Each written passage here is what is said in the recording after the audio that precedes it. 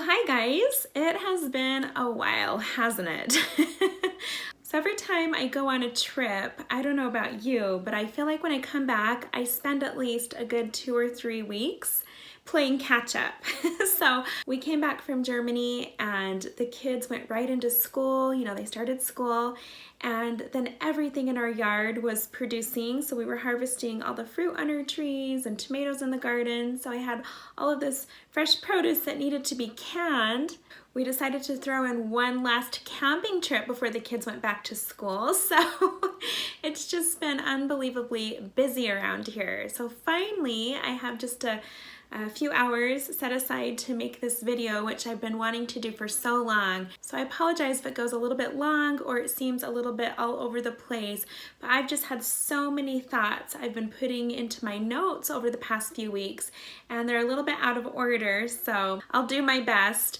But there is so much to talk about in this video message. But before we get into all that, I just want to announce that the website is finally up and running for the Christ Power event that's in September. It's on September 20th and 21st at Weber State University. I've mentioned it in previous videos, but I held off for a while because I was waiting for the people who are over the event to create that website and put up that link so that people can register, and that's finally up and running. So you've probably seen I've been sharing it online, and you also probably saw that I have been invited to speak at this event. So it started out, my friend Rachel reached out to me at the beginning of the year and she said, we're going to be doing this event. She said, and I want to involve you because I'm on the advisory board for Believers Building Bridges and I represent the Western region. So she said, we want to involve you in this event, and if there's anyone you can recommend for speakers or any ideas that you have for the program, let's just talk throughout the coming months and put something amazing together. So over the months, I've participated on some phone calls with her, and I've suggested some amazing speakers and connected her to a lot of people that I know, and I've just sort of been helping out whenever I can. So just a week ago, Rachel called me one day and she said, oh my goodness, Lindsay, I've just had this revelation. She said, I had no idea you do what you do. I had no idea about your YouTube channel and what your messages are all about. And I started watching your videos and I really feel that you should be speaking at this event. So she extended me the invitation, and you know me, I normally turn down speaking opportunities. It has been so long since I have spoken at an event. But because this event is all about what's been on my heart all year and all last year, building bridges and unity, bringing Christians from all backgrounds together, I felt very strong that I had to be a part of this and share my message. And it doesn't hurt that it's in my neck of the woods. So it's just about 20 minutes away from where I live.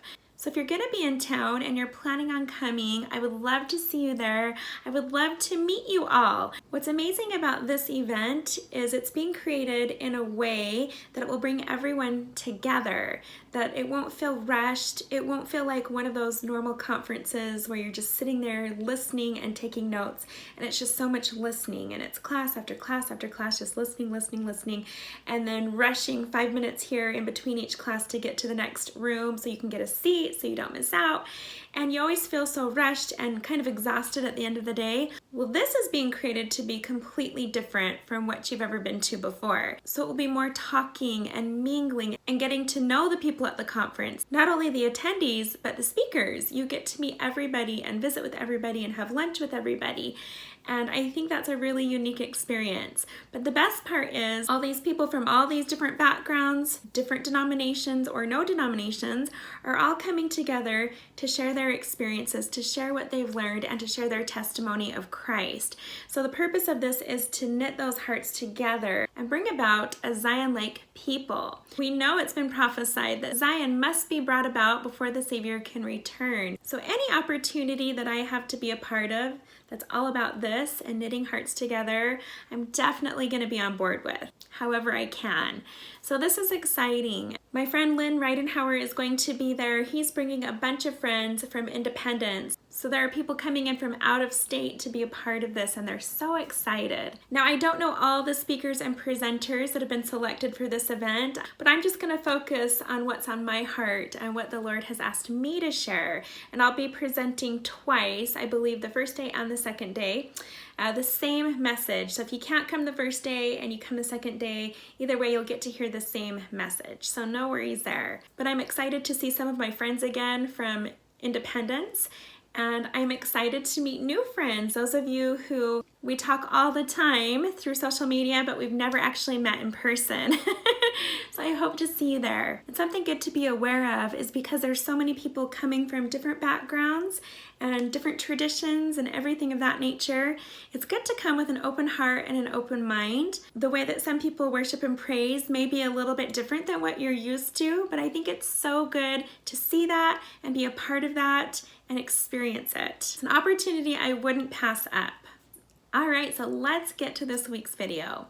So first I want to talk about events that have been happening in the news. There has been so much, I don't even know where to begin, but we'll start with the big one, and that of course was the death of Jeffrey Epstein. And I bring that up because I had just talked about him in the previous video message in relation to all the dark things that are going on that the Lord is about to expose. And so then this story broke, and it just seems like so much is coming out about his life and all the people that were connected to him. There are documents that have been released that show all the names that he had in his address book. And again, I want to emphasize that just because a name is in his address book, it doesn't mean they had much affiliation with him. Maybe he just wanted their contact information.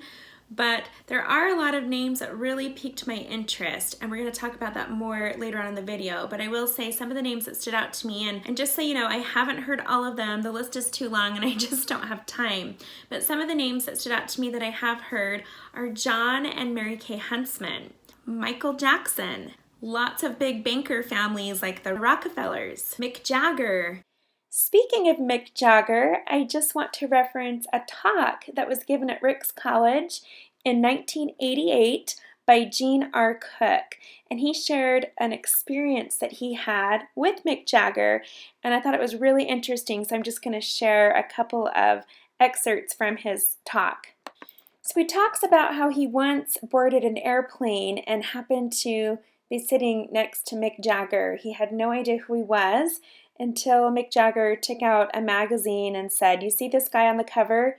Well, that's me. You're looking at him." And that's when he realized who he was. So they started to have this conversation, and of course he brought up the Book of Mormon, he brought up the gospel, and Mick said, "Yeah, I've had the missionary discussions before back in England." And he said, "As I listen to you Mormons, your problem is that you think you have things all figured out. Life isn't that simple." And then he said their conversation continued, and it says, he writes, "He told me that he believed in evolution and that he also believed he had descended from a monkey. I told him with a smile, that might be the only thing you are right about. We pursued the idea of evolution and the fact that if one is going to subscribe to the philosophy that he did, then he'd have to believe that there was no God and that he just evolved. And if there is no God, then there are no commandments, there are no rules, and thus you can do whatever you want. He told me the importance, in his view, of freeing up the youth. He felt that they ought to be able to do whatever they wanted in spite of their parents. He said that parents were inhibiting them too much and controlling things that they ought not to be doing that. It was truly astounding to me. He told me that he was thankful the family as an entity was being destroyed. And I gathered from what he was saying that he was doing his best to help that along. I've only been mad at 2 investigators in my life where I kind of got upset, and he was one of them. As we proceeded in the discussion, he probably had 4 or 5 alcoholic drinks. As you know, when one does that, one tends to be a little looser in the way he talks and thinks. Finally, in a rather loud voice towards the end of our discussion, he said something like, "Furthermore, about your Book of Mormon. Your Book of Mormon is a lie, and any man that believes it is a liar." He said it in such a way that most people nearby could hear it. That really did upset me. I thought to myself, here's a man who is representing evil and trying to announce it now to the whole cabin to try to make them feel that the Book of Mormon isn't true.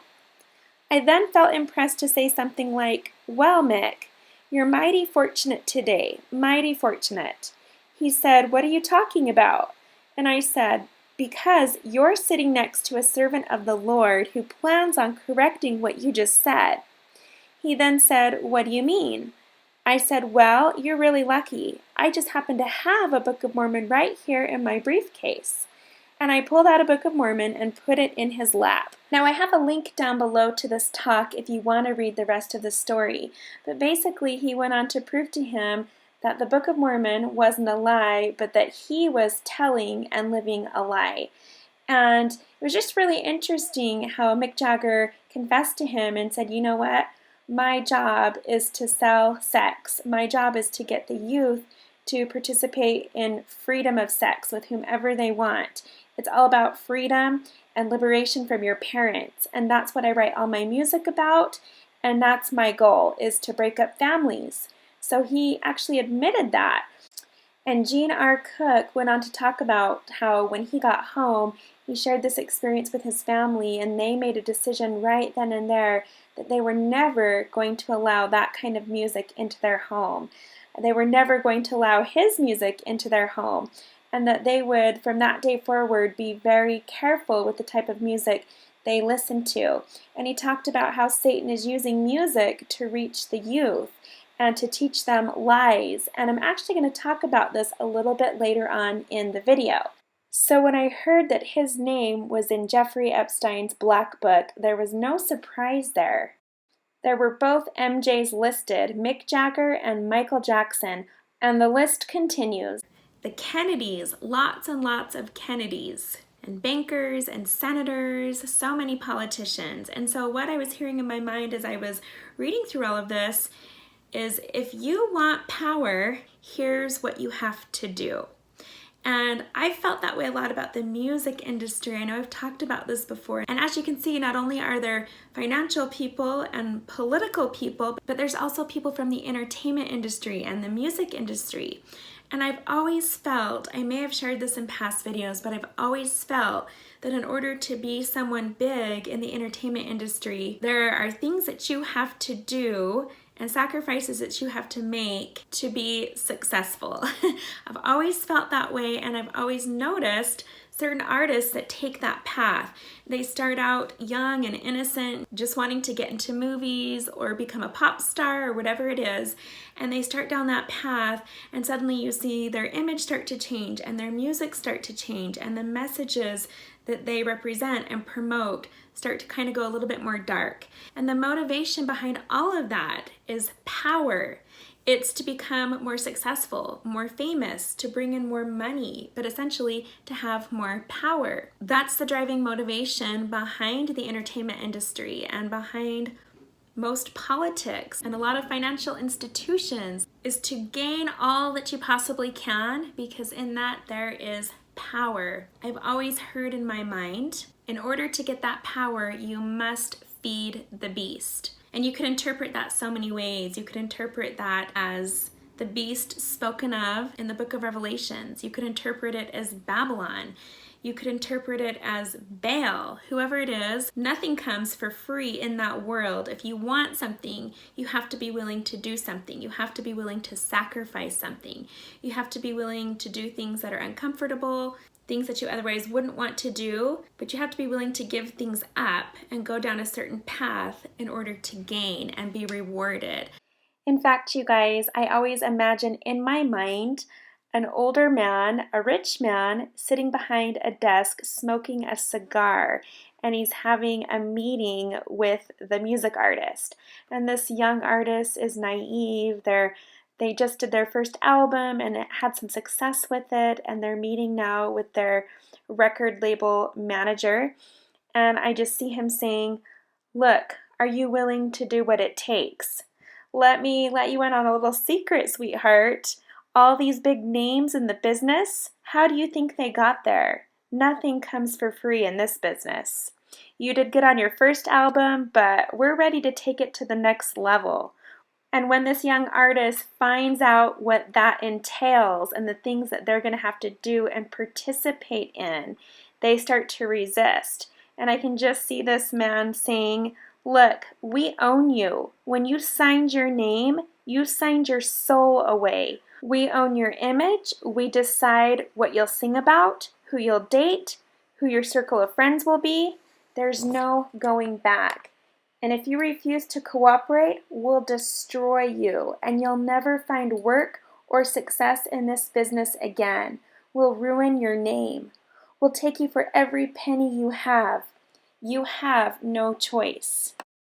And there's a clear pattern of these artists starting out, going along with this plan, and then eventually, over time, after so much of this, they crack because they realize just how little control they have over their life and their decisions. And then as a result of the mental breakdown, as the pattern goes, you see them change their identity, as if it's this sort of rebellious change. I'm not going to be the same image you started me out to be. I'm going to go against that.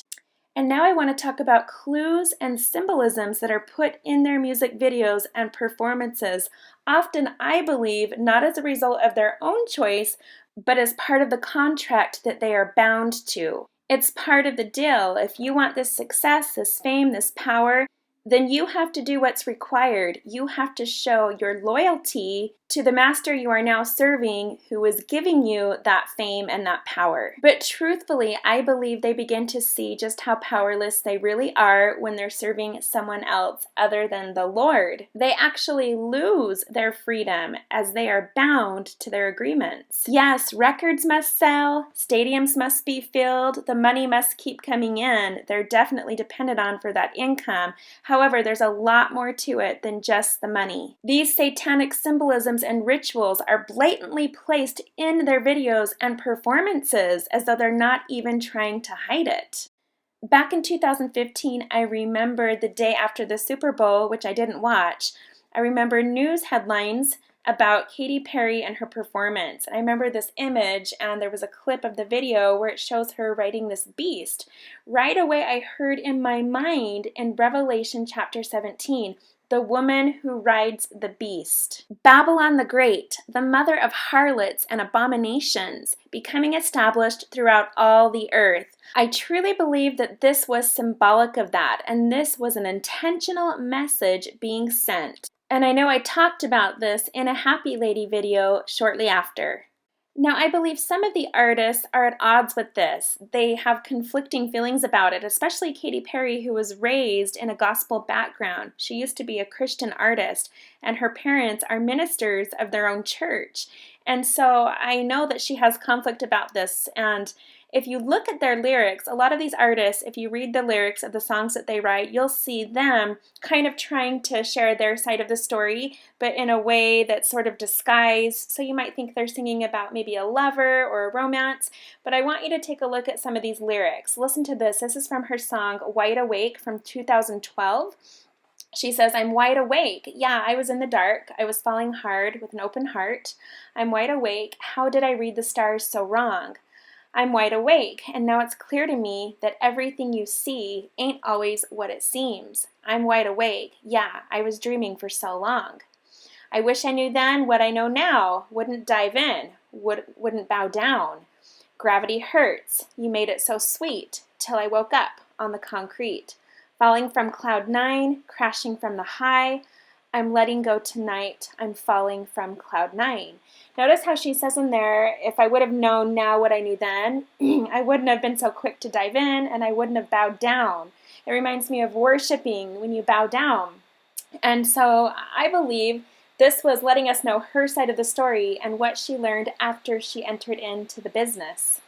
In the video for this song, you see her showing herself as someone who is now dark, someone who's taken the dark path. And it's so dark, she's looking for who she used to be. She's looking for the light. As she's looking, she goes and she finds her inner child. She finds the younger version of herself from a time when things were good and innocent and pure. And this child version of Katy leads her out of the darkness towards the light. She portrays herself here as wounded, injured, very sick, incapable of doing this herself. So the younger version of Katie stands up against her demons to get her out of this dark place. As you can see right here, the demons are waiting at the door and they're not going to let her leave. It's going to be a struggle. Then as the child version of Katie saves her, she comes out into the light and you can see all this destruction happening behind her as her old world crumbles and falls apart, and she emerges into the light full of color and being the person that she used to be. Now I believe this was her plan, this was her hope, this was the desire of her heart, but this was prior to when her performances, her videos, and her music got even darker. And when you have that split energy going on inside of you from trying to serve two masters, you're eventually going to crack. Now imagine how hard it would be knowing that this is something you can't come out and talk about openly. You can't just open up to your friends and family about this or the public about this. And so if you don't get it out, it's definitely going to eat you up inside. The only people that you can talk to about it that are going to understand what you're going through are the people who are in it with you, the people who are already in the business, headed down that path. Now that brings me to mention Taylor Swift, one of Katie's close friends in the business. And this is really important. In fact, I remember when Taylor first started out, she started out as this young, innocent country singer. Her songs were all about innocent topics that were sweet. I remember when she came to Utah, nobody knew who she was. I didn't know who she was. And my mom got tickets and invited me. And it was at this small amphitheater in Sandy. We came and saw her, and she was just so sweet and kind. And as I got thinking about it, I remember hearing about her story of how she got started. It's very similar to Katie's. It was her lifelong dream since a little child to become a famous star. And so as she began going out trying to get her name out there, not very many people were interested. And she just kept pushing it and pushing it and pushing it and driving from local radio station to local radio station, getting her music out there.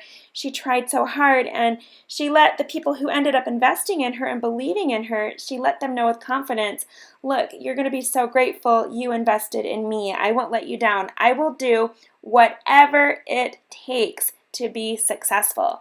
And that's the key phrase there, whatever it takes. I remember seeing an interview with Katy Perry's family a few years ago, and they talked about that, how she had been turned down, and she had gone out to LA to find success and to get recognized and noticed for her music. And she just kept getting lots of closed doors in her face. And finally she had a meeting with some executives, and she really wanted to get their attention. So she went in and she did a cartwheel on the table and did the splits and kind of let them know, look, I'm willing to do anything. I'm willing to do whatever it takes to get discovered, to get famous. And that's what they're looking for, whatever it takes. Shortly after that, the deal was signed and she released her successful hit single, I Kissed a Girl. And I remember in this interview with her parents, they said how hard that was for her because it went against her Christian beliefs, her Christian background. But that's what she wanted to do. She wanted to do whatever it took to get successful, so she went with it.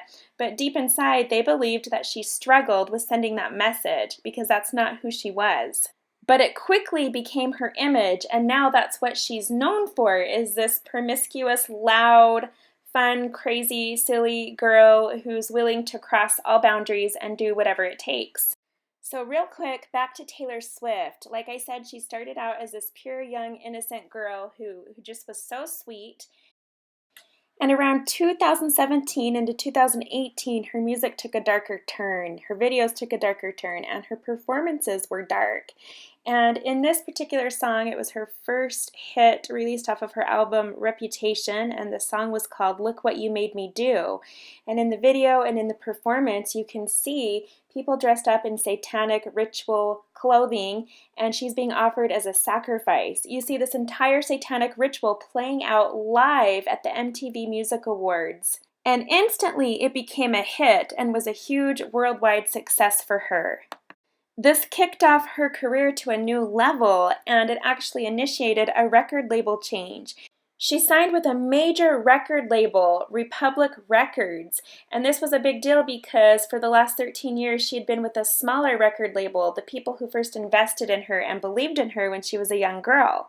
After this hit single sort of initiation and this record label change, Her career launches even further, and now she's starring in movies, headlining with major stars, major celebrities, and receiving nominations for even more awards. So I want to talk more about her song and her video, Look What You Made Me Do, to demonstrate the point that I'm trying to make. In this video, it shows herself in these different dark and risque costumes, and she appears to be very angry. Look at her fingernails. You guys, there's so many symbols in this video that it would take a whole nother video to talk about it all. But here she is just displaying, look, I'm doing all this for power and money. This is what you wanted me to do. I'm throwing in these symbols and doing these rituals. Here you go. And then she cuts to this eerie scene of her looking like a zombie, which reminds me of Michael Jackson in Thriller. And it shows her coming out of the ground, and it says something like Taylor's old reputation. And it shows this cut right here of all these old versions of her from her old music videos and songs, and how they are looking at her with disgust. The zombie version of her is wearing the dress that she wore in her very first music video of her very first song, which was a more innocent time in her life. And she's clearly saying, look, that image of me is dead, it's gone, and this is the new me. This is who I have to be right now. She says, I don't like your little games, don't like your tilted stage, the role that you made me play. Oh, the fool. No, I don't like you. I don't like your perfect crime, how you laugh when you lie. You said the gun was mine. Isn't cool. No, I don't like you. I don't trust nobody, and nobody trusts me. I'll be the actress starring in your bad dreams. I've got a list of names, and yours is in red, underlined. I check it once, then I check it twice. Oh, look what you made me do. Look what you made me do. On and on and on. She's clearly saying, this is something I have to do. You made me do this, so here you go. I'm doing it. Are you happy now?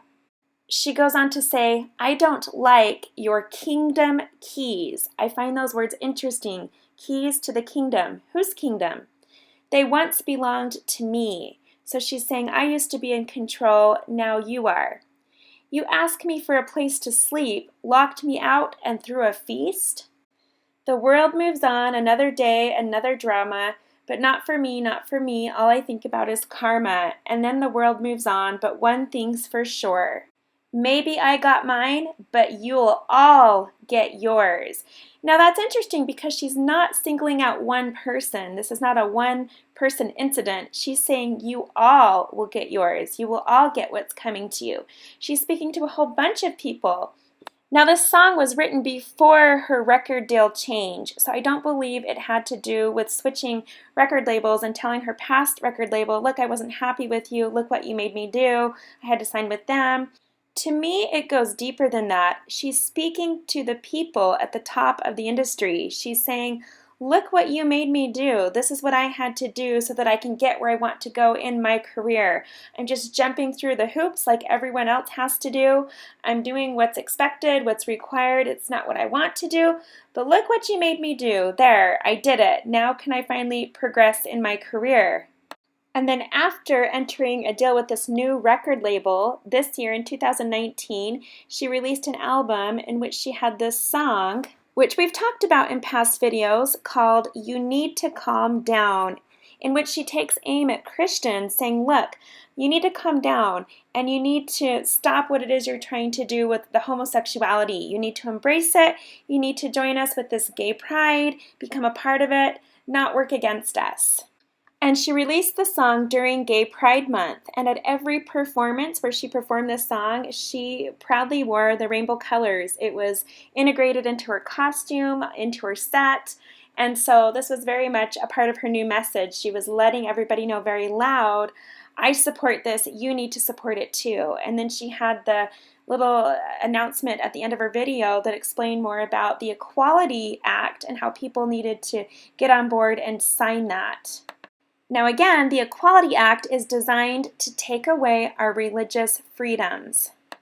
Now I found it interesting that she mentioned after this video came out, she was in an interview and she said something like, I don't have a lot of experience with the gay rights issues and homosexuality, that whole world, but I just felt that it was time for me to say something, because just because this isn't a part of my world and this is not who I am and it's not a part of my life, I just felt like I'm somebody who has a platform and I can do something about this and I can be a help for the gay community. You know, it sounded like it wasn't a cause that she was extremely passionate about, but that she was being coerced to make this be her new message. She would now be the role model and leader of this movement. She was now being used to spread political agenda, to reach the youth through music and pop culture. And I believe those at the top understand the power of people like Taylor Swift. As you can see on the cover of this Time magazine, it actually says on here, the power of Taylor Swift. They realize that with her, they have power to spread their message, power to get what they need, because Satan understands the power of influence in the world of music and pop culture. The political leaders on the left understand this, and it's been very easy for them over the years to gain the support and endorsements from many pop singers, celebrities, people in Hollywood, something that's pretty much near impossible for conservatives and Republicans to attain. And now we're finding out that a lot of these politicians have connections to Jeffrey Epstein. You guys, I believe this goes so much deeper, because it's not just in the music industry, it's not just in Hollywood, it's also in politics and in the world of business. These people understand that there are certain measures they have to take, there are certain things they have to do and agree to in order to advance in their careers, whether it be political careers for political power or business careers for financial power, whatever it may be. They realize if they want to advance, there are people who control those opportunities. And so they have to go through the motions, they have to follow that path and do whatever it takes so that they can get what they want, so that they can reach their goals that are all motivated by gain and power. I've had this feeling lately that if you pay attention to who's winning the awards at these award shows for Hollywood and the music industry, the people that are winning all the awards are people who are walking that path. Now, it may not be that way for every single person, but I really get this strong feeling that it's that way for the majority. It's this notion of, look, if you want to win and you want to be successful and you want awards and you want your name in lights and you want to become someone in this business, in this industry, then you have to be willing to feed the beast. And again, there's so much symbolism behind that, but essentially what it is selling your soul. You have to give up your identity and become someone else, become something else in order to have that power that doesn't come for free. Yesterday, as I was flipping through radio stations in the car, I quickly came across the station and the DJ or radio personality was talking about an upcoming music awards show. And he was talking about the artist Billie Eilish. And I believe I've made mention of her before, if not in my videos, definitely in the groups that I'm in. And I've talked about how she's becoming someone who all the youth are idolizing right now. They're idolizing her music and her videos and everything about her, her style. She comes across as sort of this tomboy artist. She kind of dresses more masculine, wears extremely baggy clothes. Some critics describe her as sort of androgynous, but her videos are pretty dark and the messages are not that great for our youth. And I remember when I first saw her, when my son first told me about her and said, Mom, this is someone that everyone's listening to at school. Everyone is in love with her. They love her music. And everyone in Hollywood is in love with her, on and on and on. And I remember watching a little bit of her videos and listening to some of her music and thinking, oh my goodness, we have to be so protective of our children and our youth and what they're listening to and who they're following. And I really felt in that moment when I saw her for the first time that this is an artist that the adversary was going to use to get to the youth. And this radio personality was saying the other day, she is up for all these awards for best music video, best editing, best music, best lyrics, on and on and on. And he said, I believe she's going to take away every award. I believe she's going to come home with every award. And I remember as my son was telling me about her and he showed me some of her older music, it sounded so different. She's so young. I think she started into the industry around 13 and she's now 14 or 15. And she started so young and her music was much more innocent. And then all of a sudden it's like something happened and she wasn't the same person. She comes across as looking very depressed in her videos, and I think my son confirmed that. He said, yeah, I think she has depression and she talks about it. But it's just sort of like they put this cool spin on that darkness and depression to make it cool and fun and the norm and what you want, right? But I remember thinking it was almost like something happened to her in between the music she first started out with and the album that's up for all these awards right now. It's like something happened in between that. She's not the same person she was. Something happened to her, and you can see it. You can see it in her eyes. You just can feel it. And I just got thinking about it, and again, it came into my mind. If you want fortune, if you want fame, if you want success, if you want power, then you have to feed the beast. And interpret that however you will, but I keep feeling that stronger and stronger every time I think about these people and I think about the music industry, the entertainment industry, a lot of these names that are showing up in Jeffrey Epstein's book. Just this overwhelming feeling of so many people out there taking this path, wanting that fame, wanting that fortune, wanting that power, and being told you can have that power, but you need to do X, Y, and Z in order to get it. And this is just the beginning of all of this unfolding. So much more is going to be revealed through the coming months. And again, I see this as prophecy being fulfilled. A lot of this is wolves in sheep's clothing being exposed. It's not just a separation of wheat and tares in the church, but it's a separation of wheat and tares in every sector, in education, in government, in business, in all of it. We're just seeing this separation starting to happen as people are being exposed. And of course, there's a lot of conspiracies coming out in connection to all of this. And I believe we're getting to a point now where conspiracies are becoming more and more believable for people, especially people who used to be so close-minded about them and used to think, oh my goodness, you follow conspiracies? Okay, stay away from you, right? There's got to be something wrong with you. You're one of those people. But I believe that more and more with everything that's coming out in the news, with all these whistleblowers coming out and all these documents being exposed, things that we're finding out, these conspiracies are becoming more and more believable, and a lot of them are proving to be fact. And so I think it's almost been sort of a humbling experience for a lot of people who weren't even involved in this, because they're realizing, whoa, things that I used to poke fun at, things that I used to think were ridiculous, are now looking to be more and more plausible. Okay, so right here, I just want to pause and throw something into the video that I was going to share later on, but I think it fits nicely right here with what we're talking about. So this reminds me of something I shared many videos ago. I think it was sometime last year.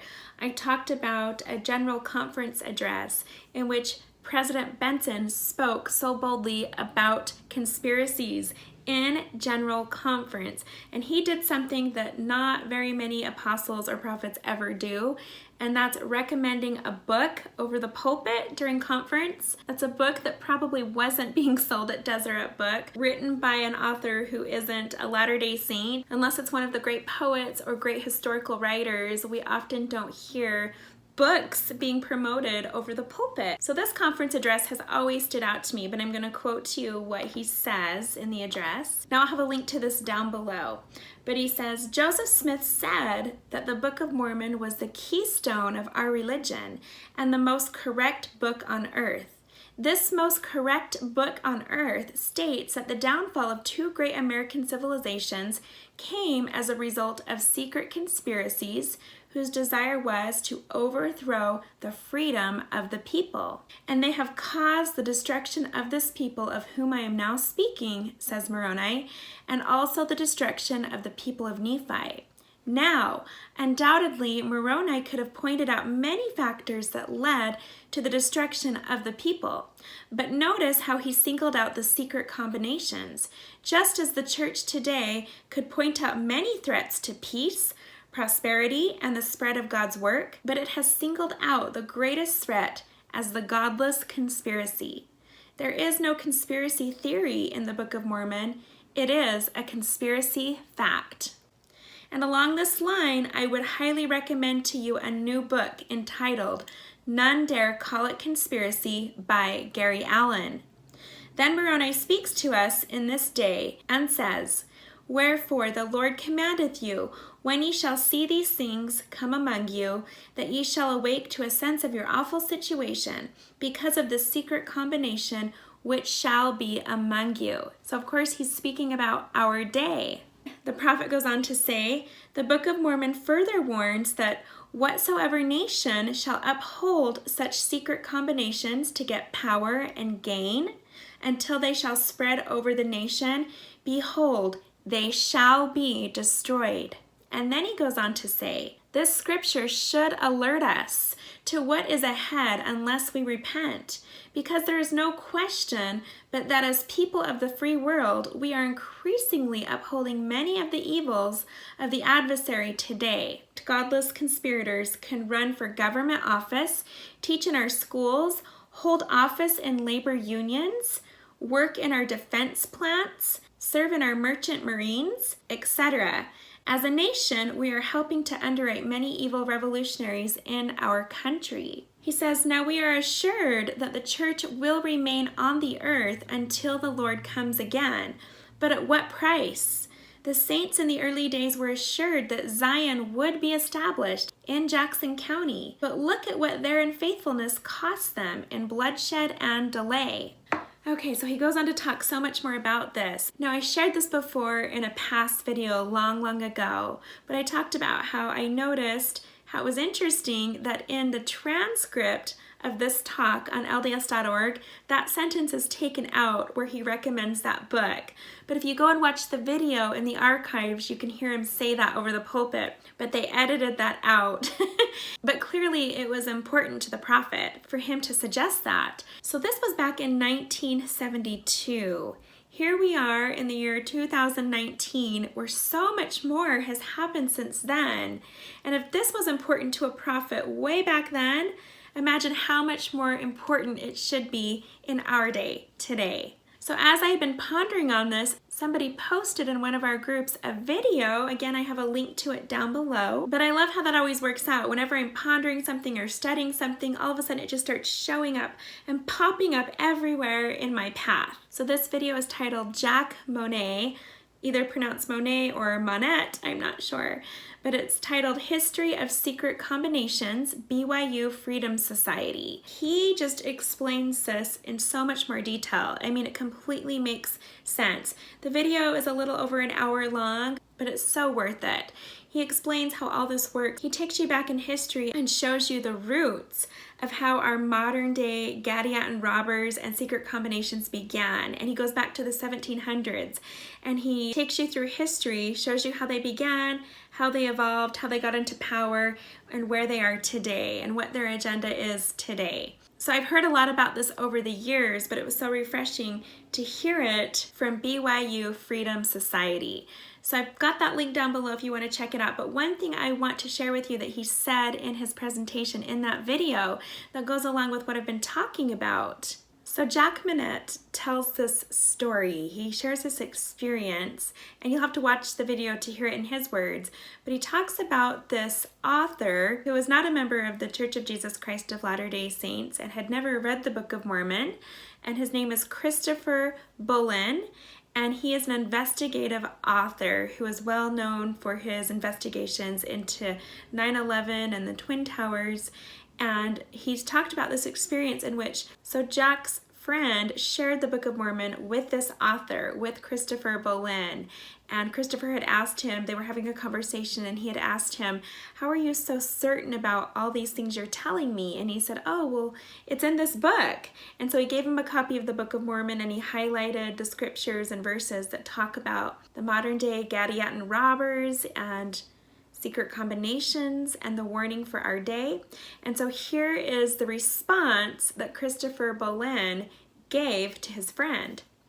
He said, the LDS Church has an advantage over all the other Christian churches in that it has the prophetic warnings of the secret combinations and the Gadianton robbers taking over the complete control of the government. To my mind, That makes the LDS Church the most relevant Christian church on the planet. It requires its followers to do something about our awful situation brought on by the Gadianton robbers. Okay, so he's talking about modern day secret combinations. And the warnings about that, the message about that is so prevalent throughout the Book of Mormon. So it was so refreshing to hear someone outside of the church saying, yes, here's a Christian church who is relevant to what's going on today. This is what they're teaching their members. This is in their doctrine. And clearly we can see this happening in our day today, right now. So I want to talk about this Google whistleblower. So his name is Zach Voorhees. And I had talked about him before. I shared a link in a previous video, but at that time he was going under the radar. He wasn't revealing his identity, so we didn't know who he was. We just knew that he worked for Google. And now he's come out and done another interview with Project Veritas, and he's sharing everything. And truthfully, it's not so surprising with everything that's been happening and everything that we've been hearing, everything that we've been experiencing. I've experienced it myself. We know that these kind of things have been going on, but it's just, again, another witness as to these secret combinations and Gadianton robbers, these powerful groups that are working together to bring about their plans to be able to have control over government systems to enable them power. That's what this is all about. And this is the plan of the adversary, but we can clearly see it at play right now in real time in our day. So I've got a link to this interview down below. If you haven't seen this, you need to watch it. It is so eye-opening. And I know that after this came out, some documents have been leaked by him, and President Trump tweeted about them. He said, wow, report just out. Google manipulated from 2.6 million to 16 million votes for Hillary Clinton in 2016 election. This was put out by a Clinton supporter. So yes, the man who leaked all of this, he supported the Clintons. He voted for Hillary. And now he's sharing this. So he says this was put out by a Clinton supporter, not a Trump supporter. And so as I was looking over this, it reminded me of how upset so many people on the left were when President Trump won that election. And now it makes sense as to why they were so upset and why their anger went on and on and on and on after the election. Well, it's because there was so much dishonesty going on, which should be no surprise, but there was so much manipulation going on, so much dishonesty, so many illegal things taking place. So they essentially cheated the system or tried to cheat the system, and Hillary Clinton still lost the election. So if you were someone who was purposely cheating the system, knowingly, so that you would win, you were rigging it in your favor, and you still lost the election, that would probably make you very angry and probably very much would boggle your mind as to how you could lose when you did so much to guarantee that you would win. And I remember a wise person once saying, I can't remember who it was, but it might be a Chinese proverb, I don't remember, but I'm sure you've heard it before too. And the saying goes something like this: pay attention to who is pointing their fingers, because it's always the people who are quick to shout, guilty, guilty, and point their fingers. It's usually those people who are guilty of that same crime or that same sin that they're accusing other people of. I believe it was that way with the Pharisees. I believe in the New Testament, every time the Pharisees pointed fingers and wanted to cast stones, it's because they were guilty of those same sins, of those same crimes. So when you're guilty of something and you don't want to fess up to it, naturally what you're going to do is try to take the spotlight off of you and put it on someone else. And so of course you're going to point fingers and make accusations that are actually about yourself, but you're going to put those on other people to take that attention off of you. And that's what we clearly see happening here. That's exactly what happened here. Another example of this is the left. Certain people on the left will often shout out and accuse President Trump of being racist and a bigot. And we're starting to learn now that many of these people who are crying racist and bigot are actually showing their true colors and showing us that they themselves are racist and are bigoted towards certain minority groups. I won't say names, but there are certain female Democratic leaders who are very far left who are very anti-Israel, very anti-Jew, and are not afraid to say it. And they're the ones pointing their fingers at President Trump and calling him racist. And so again, we see this at play time and time again. This is an age-old tactic all throughout history, that when you're guilty of something, you take the attention off of you and you quickly divert it to somebody else. And you accuse them of the same thing so that you don't get caught. So the evidence is showing that the very person who accused President Trump of manipulating the system was actually herself manipulating her own votes so that she could win. Now we have all this going on here in the United States, in our country. We have all these groups rioting and protesting. It seems like just about every week I'm seeing stories of violent protests and riots happening all over the United States. But it's not just happening here. I'm sure many of you have heard about what's happening right now in Hong Kong.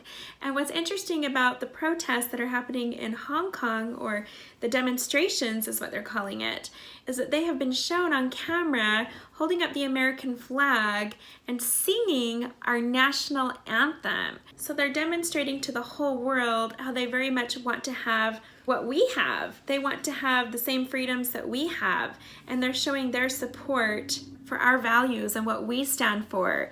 But then the irony of that is, at the same time, we have chaos going on right now in our own nation. So it's interesting to see another country wanting what we have, even with all that's going on right now, with all the craziness. But another thing I want to point out with these Hong Kong protests, I mean, this is making history, because people in Hong Kong and in China usually don't rise up against the Chinese government. And we've seen in the past how that usually works out. It usually doesn't work out so good. So first of all, let me tell you what it is they're protesting against: the anti-extradition bill. This bill was proposed by the government of Hong Kong. And it says, if enacted, the bill would allow local authorities to detain and extradite people who are wanted in territories that Hong Kong does not have extradition agreements with, including mainland China and Taiwan. Some fear that the bill would place Hong Kongers and visitors under mainland Chinese jurisdiction, undermining the autonomy of the region and citizens' rights. So they're saying, we don't want you trampling on our rights. We're not going to stand for this. We're not going to accept this. We're going to be loud and clear about how we feel about this, and we're going to do something about it. So that's what we see happening. But at the same time as all this was going on, there was a Christian rally that sprang forth in Hong Kong. We can see what's been happening in China with the Christians. The Christians are being gathered up and they're being taken to education camps, and we're hearing that most of them are never leaving those camps alive, or never leaving those camps, period. So we're very much seeing a replay of what happened with the Holocaust. These are modern day concentration camps. Anyone who takes a stand against the Chinese government, or anyone who will not renounce Christianity, is being taken off to these camps and never being heard from again. And so they don't want that happening in Hong Kong. Christians are standing up against this. And so the Christians rallied together from all different Christian churches in support of opposing this bill. But the purpose of them gathering together was to proclaim to all the world of their unity, and they were so bold to proclaim that they were still desiring to take the gospel to all the nations. They were all united in that. So this is very bold. This is speaking very loudly. This is taking a stand against China, against the Chinese government. We're seeing all of this last days prophecy from the New Testament play out right now in our day. In addition to all this, over here in the United States, we've seen this pattern over the last couple of weeks of these major Christian leaders, great people of influence in the Christian community, renouncing their faith and saying, I no longer believe, and renouncing Jesus, renouncing the gospel, all of it.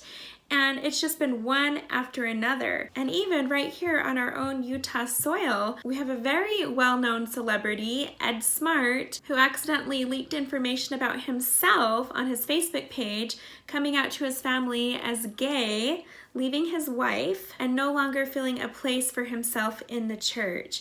And of course, this was shocking to so many people because of who he is and what his family has been through over the years. They've been a very public family in the tabloids, in the news. Their message has always been how their faith, relying on their faith and uniting in that, has been what held them together during the abduction of their daughter, Elizabeth Smart. So during that whole ordeal, what held them together was their faith. And apparently after this happened, it brought them closer together. They became even stronger. And so now for him to say, I no longer want to be a part of this, I am now gay and I'm leaving my wife, you know, to the rest of the world, that's a common story we hear all the time in the news. We always hear about politicians and celebrities getting divorces, leaving their spouse. It's something that is so common in the secular world. But in the Church of Jesus Christ of Latter-day Saints, we are so big on our doctrine in regards to eternal families and all the blessings that are attached to that, that to give that up and leave it all behind and renounce it is a big deal. So I can't even imagine the heartache that his family is going through right now, that they're all going through. And I'm sure he's going through quite a bit of torment right now.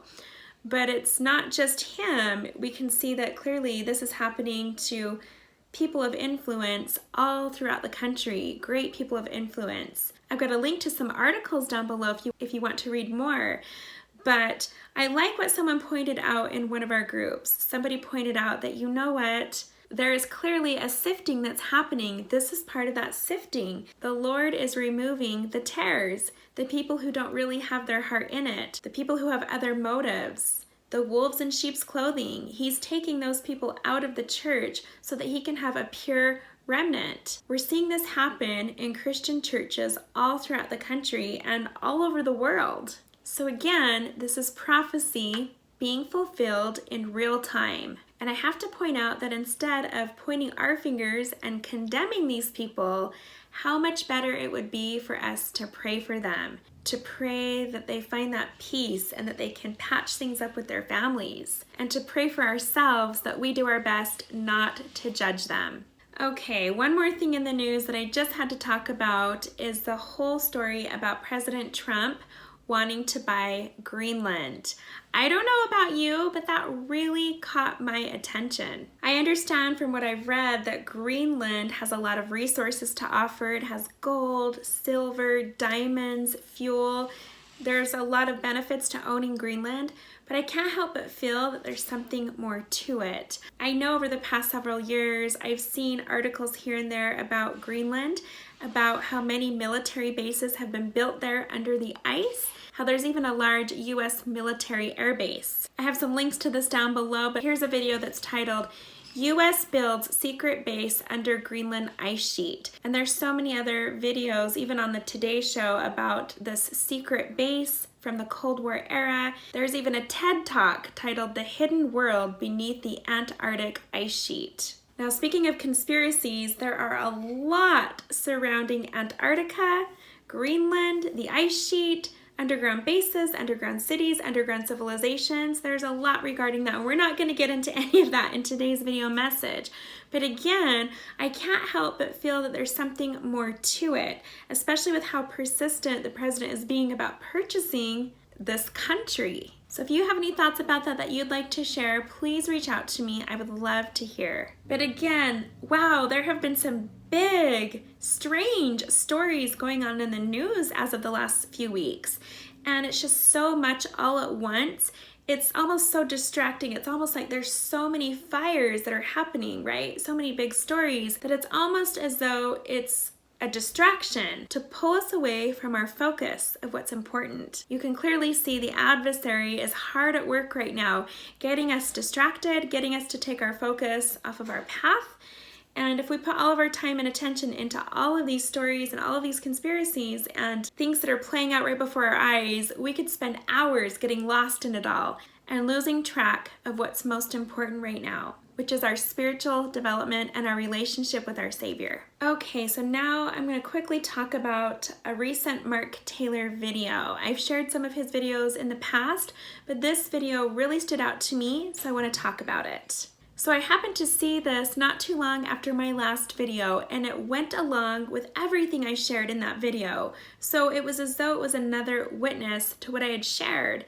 But in this video, he talked about witchcraft and ritual abuse. He again brought up that the churches right now are just infiltrated with these things, with witchcraft and with ritual abuse. And it's funny because he even stresses the importance of home church. And he's not a member of the Church of Jesus Christ of Latter-day Saints. So he's not talking about our home church, but he's talking about the importance of having church in your homes and gathering with like-minded people and worshiping the Lord in your homes, bringing the gospel into your homes, which is very much what President Nelson has been counseling us as Latter-day Saints. Okay, he said, pay attention to who attends the Pope's meeting next year. Remember, the Pope is having that meeting for the one world religion. He's entering into a covenant with many different religious leaders, and they're going to all enter into that one world religion. He said, pay attention to the people who attend that meeting,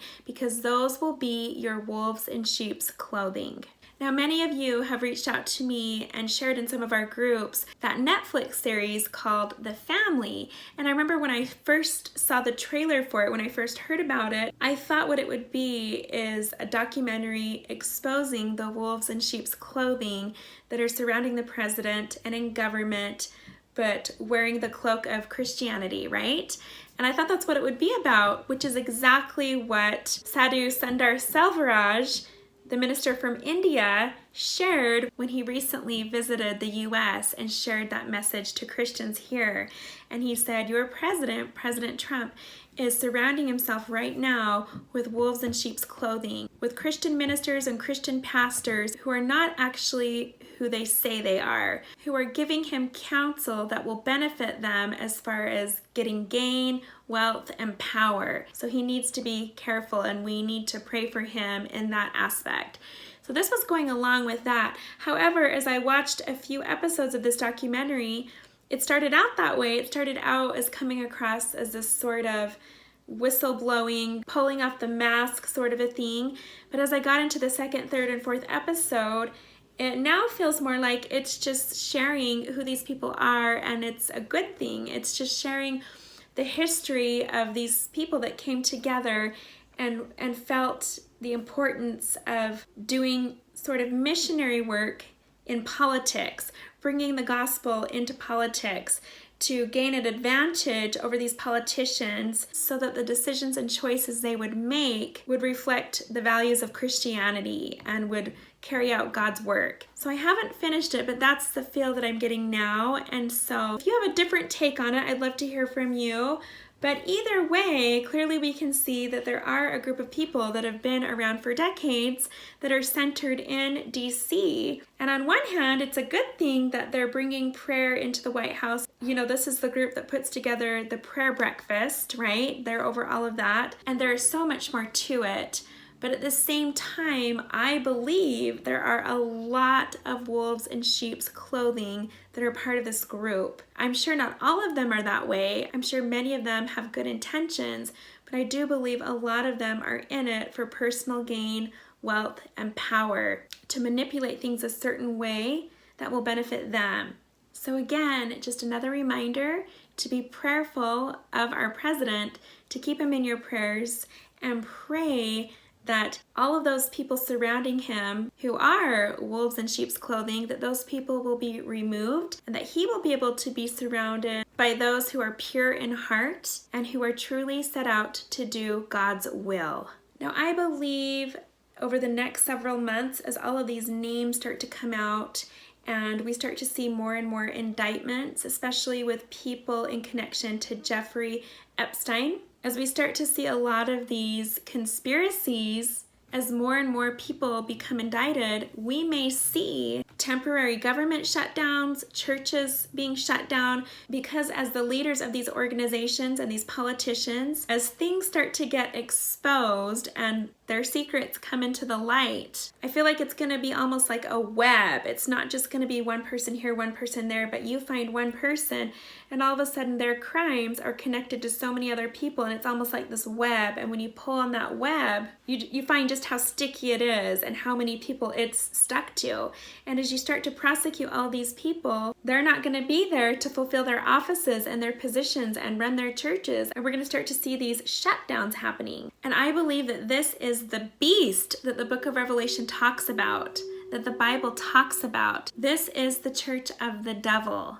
These are the people who chose to feed the beast in exchange for gain, wealth, and power. And as I've said before, no one is immune to this. We're going to see this taking place in just about every Christian church, in just about every area of government, the entertainment industry, the music industry, all of it, you guys. Nobody is immune to this. It reminds me of the wolves in sheep's clothing video that I made last year, where I talked about a lot of this. And I talked about some really ugly and dark things in that video. It was such an uncomfortable video to make. I made it with a lot of prayer and a lot of fasting. And even though I kept a lot out of it, a lot of people who watched it went and did some digging and found some very unpleasant things and started to question their faith because of the dark rabbit holes that they chose to go down. And that was my wording in that video is don't sit there and dwell on this. Don't go looking for those rabbit holes and don't go digging down them, because you will find things that will disturb you, that will trouble you, and that will test your faith. But still, many people went out and did that, and I had a lot of people writing me and saying, I went down those rabbit holes and now I'm struggling with my faith, or what advice can you give me, and how can I know if I can trust my church? And so here is the response that I gave way back then. I was getting so many people writing me that I started copying and pasting the same response and just sending it out to everyone. But I'm going to read it to you right now because it's very applicable to what's happening right now. As we start to see these wolves having their masks pulled off, I think we're going to see more and more of this right here in our own backyard. People that we've looked up to, maybe even people in our families. Nobody is immune to it. And so here's the response I gave back then that I think can be very helpful now. So there were people who watched that video that went searching for the testimonies and stories that I made reference to in that video. Now, I kept everything anonymous. I didn't want to give attention or put anyone in the spotlight, so I left that alone. But people went searching anyways, and they reached out to me and said, is this the person you were talking about in your video? And of course, when I answered, yes, it was. They had a lot of questions, and here's my response.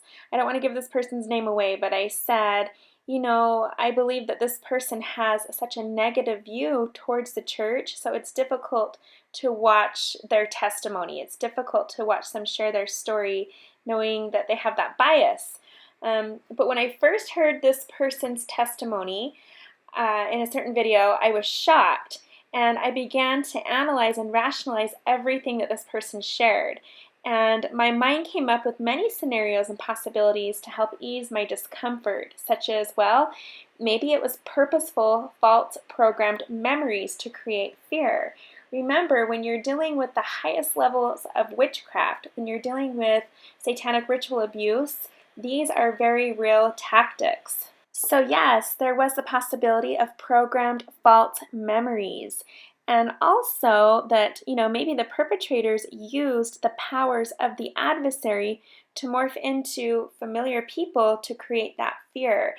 Again, when you're dealing with the highest levels of witchcraft, anything is possible. I remember that I recently shared a Sid Roth video. It was a couple months ago or so. And in that video, I shared a link to a Sid Roth interview with a Christian minister who traveled abroad. He had a ministry in Africa, and he talked about coming head to head with the local voodoo priest and how this voodoo priest was a shapeshifter.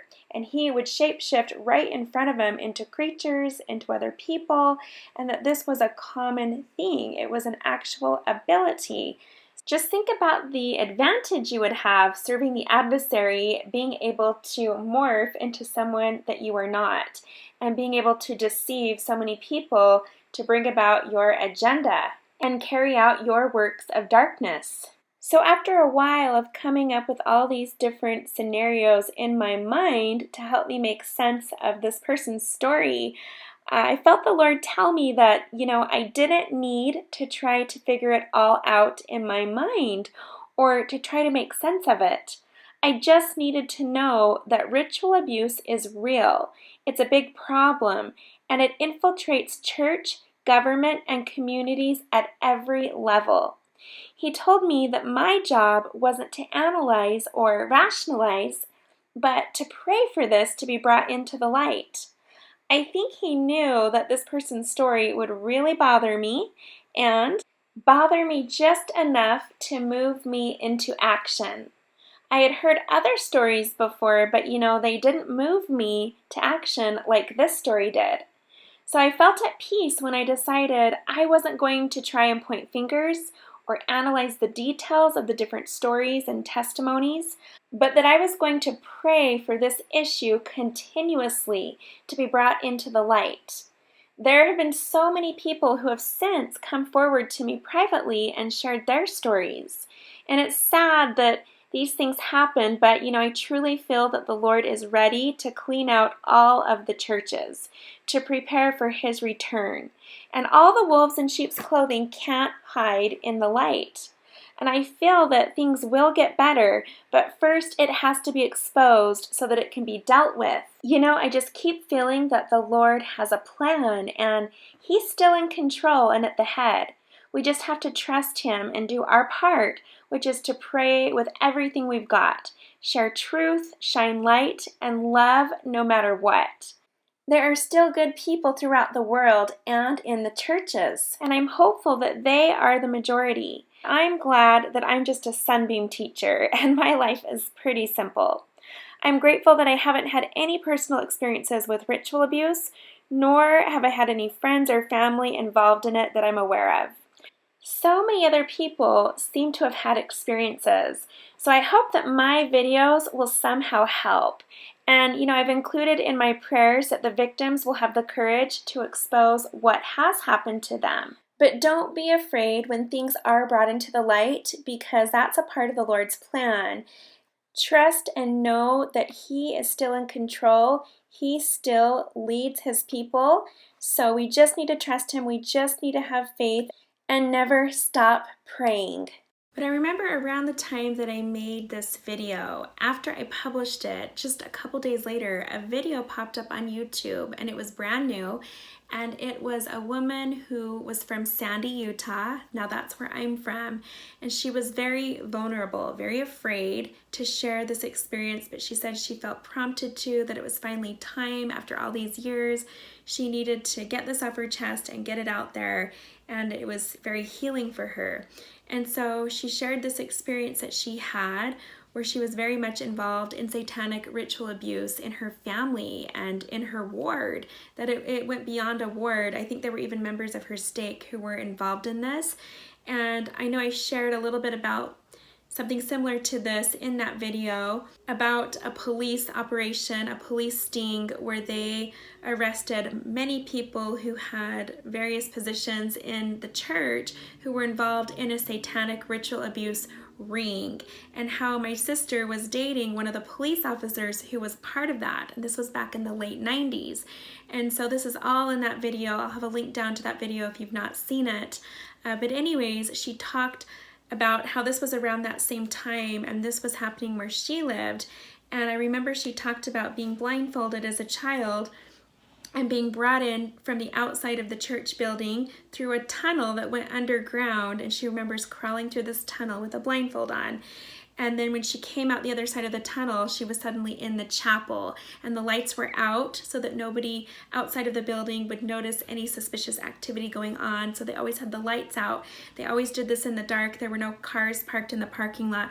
They would simply enter through an outside entrance that was that consisted of an underground tunnel going right into the chapel. And this is where all of their satanic ritual activities took place. And I remember when I was hearing this, I thought, no way, how is that even possible, right?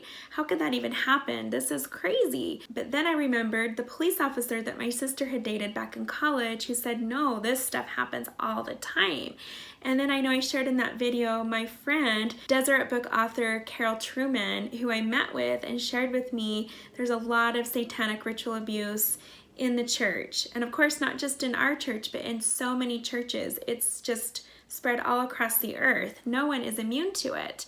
And she works with the victims. That's her job. That's what she does. And so I remember as I was listening to this girl's story, it was so heart-wrenching to hear it. She was about my age. And I got thinking about it. And all of a sudden I remembered growing up. I remembered my brother. I remember him sharing with me one day. It was a day that he had prepared the sacrament. He was new at it. And he came up to me after church and he said, "Oh my gosh, I have to show you something so weird." And I'd forgotten all about this memory until I watched her video. And I remember he brought me up to where they prepare the sacrament, and behind the stand, there was this little closet where you go in, and I think there was like a sink where they filled up the cups with water, but there was this little closet area. And on the floor, there was a door. It was the strangest thing. There was a door, and he said, "Come look at this." And I remember he opened it, and there was dirt underneath it. There was a tunnel that went under the church. There was just pure dirt. There was no floor, just dirt. And I said, "What is that?" And he says, "I don't know, we call it the trap door. It's this really cool tunnel." He said, "But what we do is we dump the leftover bread out. This is where we throw it all." And he showed me there was all this old bread down there. So every week, the bread that wasn't used, they would toss it down this trap door and onto the dirt. And he said, "I just wanted to show you this. It's pretty cool, huh?" And I remember thinking, that is so strange. Why does the chapel have a tunnel, an underground tunnel, and this little door? I just thought it was the strangest thing. But then again, it was an older church. So I thought, well, maybe all the older churches have this, right? And I never really thought about it again until I watched her video. Well, then I went back to find her video and it was gone. She had deleted it. So I remember her expressing some fears about putting that out there, and she was worried that people in her family would come after her, or people who are still a part of that would come after her, but she felt she needed to finally blow the whistle. And so I remember we had an activity in that same building. So several months after I watched her testimony, my mom decided to have an activity at that church. She had a family party there. And I remember thinking, okay, if I remember and we have time, I'm gonna go see if that little trap door and tunnel is still there. And I remember I brought it up to my older sister and she said, "Yeah, we should go see." And then my brother was there and I asked him about it. I said, "Do you remember that trap door in that tunnel?" And he said, "Yeah." I said, "Do you think it's still there?" He said, "Oh, let's go see." So we went into the chapel and we walked up there, and then we realized around the beginning of the year 2000, I don't remember if it was 2001, 2002, sometime around there, that building received a renovation. But what's interesting is they only seem to renovate that part. I think there might have even been a fire. I can't remember. I'll have to ask my mom. There may have been a fire and there was some damage done and they had to, or the fire happened during the renovation. I don't remember, but I remember they did a little bit to the roof. But then their focus was the chapel. They only redid the wall where the sacrament area is up on the stand. They renovated that, nothing else really. Everything else pretty much stayed the same. They might have got some new carpet. But anyways, it's so weird how they actually had to tear out wood and tear out the floor and redo all of that. It wasn't just a simple replacing the carpet or putting on some new paint. And so they actually tore out the floor right there and built something over it and almost put up a whole wall over that and put a thick layer of carpet over that. So the trapdoor was gone. There was a wall in its place. We went outside. We couldn't find anything that would look like an entrance into the building. And so my brother's like, "Oh, that's interesting. It's gone." And I couldn't help but think that maybe after that police operation had happened, I know this police officer worked in Ogden. I think the operation went clear across the valley. It affected people who lived all over Salt Lake, clear up to Ogden, possibly even Utah County.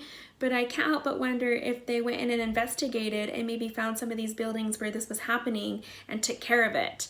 So if that's the case, then I would think that would be a good thing.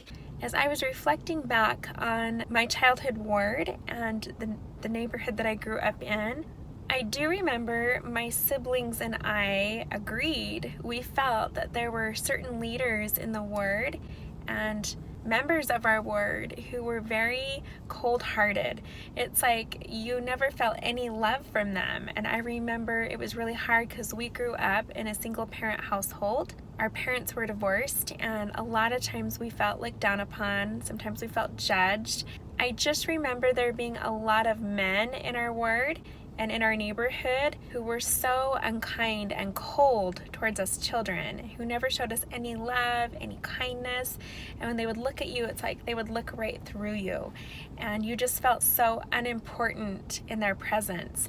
And I want to say there were at least 5 or 6 men in our ward, leaders, some in another ward, but in our neighborhood, who we were actually afraid of. I remember us using those words. We were actually afraid of them. When we saw them coming, we would go the other way. It was just a very unsettling, unnerving feeling to be around them. Then there were leaders in our ward who were the complete opposite. You felt the love of Christ coming from them. You felt loved. You felt unconditionally loved by them. They saw the good in you. They expressed appreciation and gratitude for knowing you. They did whatever they could to bless your life, to bless your family, and they were just filled with light and love. So there were a lot of those members, but there were also some members who just very cold, very unkind, sometimes a little bit cruel. And I think for a child to be afraid of someone in their ward and in their neighborhood, to be afraid, says something about the energy that person is putting off, says something about what's going on in their lives and what's in their heart or what's not in their heart. I just remember this being around that time. This would have been during the 90s, so anyways, am I saying that there were people in my childhood ward who were participating in this ritual abuse? No, I'm not saying that. I have no way of knowing that. But what I am saying is that none of us are immune. No one is immune to this. Satan has strategies, and one of the best strategies is to get as close as you can to your enemy, to become friends with your enemy, like a Trojan horse, right? If you can sneak in a few rancid apples, you can spoil the whole bunch. So that's nothing new. That's not a secret. That's been an age-old tactic for centuries. I think sometimes we get caught up in thinking nothing could ever go wrong in our little world, and we forget that the enemy is at work all the time. He never sleeps. We have to always be prepared for it, always be on guard, always be ready, and always be praying. My point in sharing this with you is no one is immune to this. We just need to be prepared for things that are going to continue to unfold in the future, because this Jeffrey Epstein thing is big. I think it has roots that go way down. I think it goes across and affects so many groups of people, so many churches, so many leaders all over, and goes even deeper than that into our local communities, into families. I just believe that now is the time that the Lord is revealing this. This is the time where He's cleaning out His people. He's cleaning out His churches. He's cleaning out government. He's cleaning out businesses. He's cleaning out everything so that what we have left is a pure people. So definitely not something to be afraid of, not something to worry about and stress about and fear. That's the plan of the adversary. My point with this is this should be something we should add to our prayers. We should be praying for our neighbors, for our wards, for our families, for our communities, and we should be praying for everyone. Even praying for the people who are being exposed, because as dark as their crimes are, they are still God's children, and He still loves them. Okay, one more thing I just want to share real quick that sort of picks up from something I shared in one of my last videos. I know I talked about it sort of just bore witness of something I had already shared. And so I don't know if you've ever heard of David Heavener. I love his last name. When you have heaven in your last name, that's a good sign. David Heavener does a lot of Christian ministry work in Hollywood. He is a movie producer, but he's a Christian movie producer, and he does a lot of underground work and exposing the dark side of Hollywood and exposing what's going on, and he has a lot of connections. And he has a YouTube channel. I'll have a link to that down below. I think I've shared some of his stuff before. But he recently did an interview with Irwin Baxter. Now, Irwin Baxter is a Pentecostal minister, and he does a lot of speaking and writing about World War III, the Antichrist, the Mark of the Beast, a lot of end-time prophecy. And so David featured him on a recent video, and he asked him about some things that are going on right now in relation to a lot of this end-time prophecy in the book of Revelation. And something interesting he brought up, I'll have the links to this down below. he brought up something in the book of Revelation about the 10 horns. Now we know that the 10 horns that John saw are in reference to 10 kings or 10 heads of power. Well, here's something very fascinating that just happened this year, and if you weren't paying attention, you completely missed it. But Irwin made that connection. He says we already know who the 10 horns are as of 2019. I made a video earlier this year where I made reference to the leader of France, who many people believe is the Antichrist. And I talked a little bit about that. I shared links to their videos, how they make a very compelling argument as to why they believe this. And down to the very name, Irwin even pointed that out, that we know from Scripture that the Antichrist's name will be Immanuel. In Matthew chapter 1, there's a clue about this. It says in verse 22, "Now all this was done that it might be fulfilled, which was spoken of the Lord by the prophet, saying, Behold, a virgin shall be with child, she shall bring forth a son, and they shall call his name Immanuel," which being interpreted is God with us. So those who are still looking for this prophecy to be fulfilled are going to use that as their first clue, their first sign that this is their long-waited for Christ. This is their Savior. Anyways, he goes on to talk about that, but he said that he believes the same thing, that he believes the leader of France is the Antichrist, and he now has his 10 horns of power. So let me expand on that a little bit more. In 2017, the president of France announced that he was putting together this European Intervention Initiative. So this is a joint military project, listen to this, pay attention to this number, between 10 European countries. Now there were only 9 countries until the end of last year when Finland joined. And so now there are 10 heads of power that are a part of this initiative. And what this is a joint alliance. It's a joint defense. So President Emmanuel Macron had said to everybody in Europe, he said, look, we shouldn't have to depend on the United States anymore for defense. We need to join together and create our own military, our own European defense. And so these 10 nations joined together with Emmanuel Macron at the head. Now, before I reveal those 10 nations, I just want to show you this article that I found. It talks about something that happened this year. There was a big celebration about this coalition. And it says right here, Macron wanted to showcase European military prowess at this year's National French celebration. European leaders are under pressure to boost their military ties amid growing rifts with Washington and Britain's looming exit from the European Union. On Saturday, Macron had issued a statement heralding a new National Military Space Force Command from September. The president said space has become a true national security issue due to increased spending and interest in the area from the United States, India, China, and Russia. Never since the end of World War II has Europe been so important, Macron said in a statement to mark July 14th. The construction of a Europe of defense in connection with the Atlantic Alliance, whose 70th anniversary we are celebrating, is a priority for France. So look at these photos here. I'm going to read off the list of these 10 nations. Finland, Germany, Belgium, Britain, Denmark, Estonia, the Netherlands, Spain, and Portugal, and of course, France. So I'm going to go ahead and reference again the woman who rides the beast in Revelation chapter 17. But I'm going to skip down to verse 12 and let's read from there.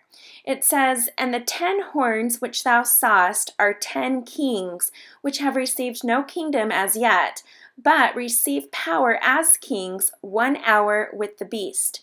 These have one mind, and shall give their power and strength unto the beast. These shall make war with the Lamb, and the Lamb shall overcome them, for he is Lord of lords and King of kings, and they that are with him are called and chosen and faithful. And he said unto me, The waters which thou sawest, where the whore sitteth, are peoples and multitudes and nations and tongues.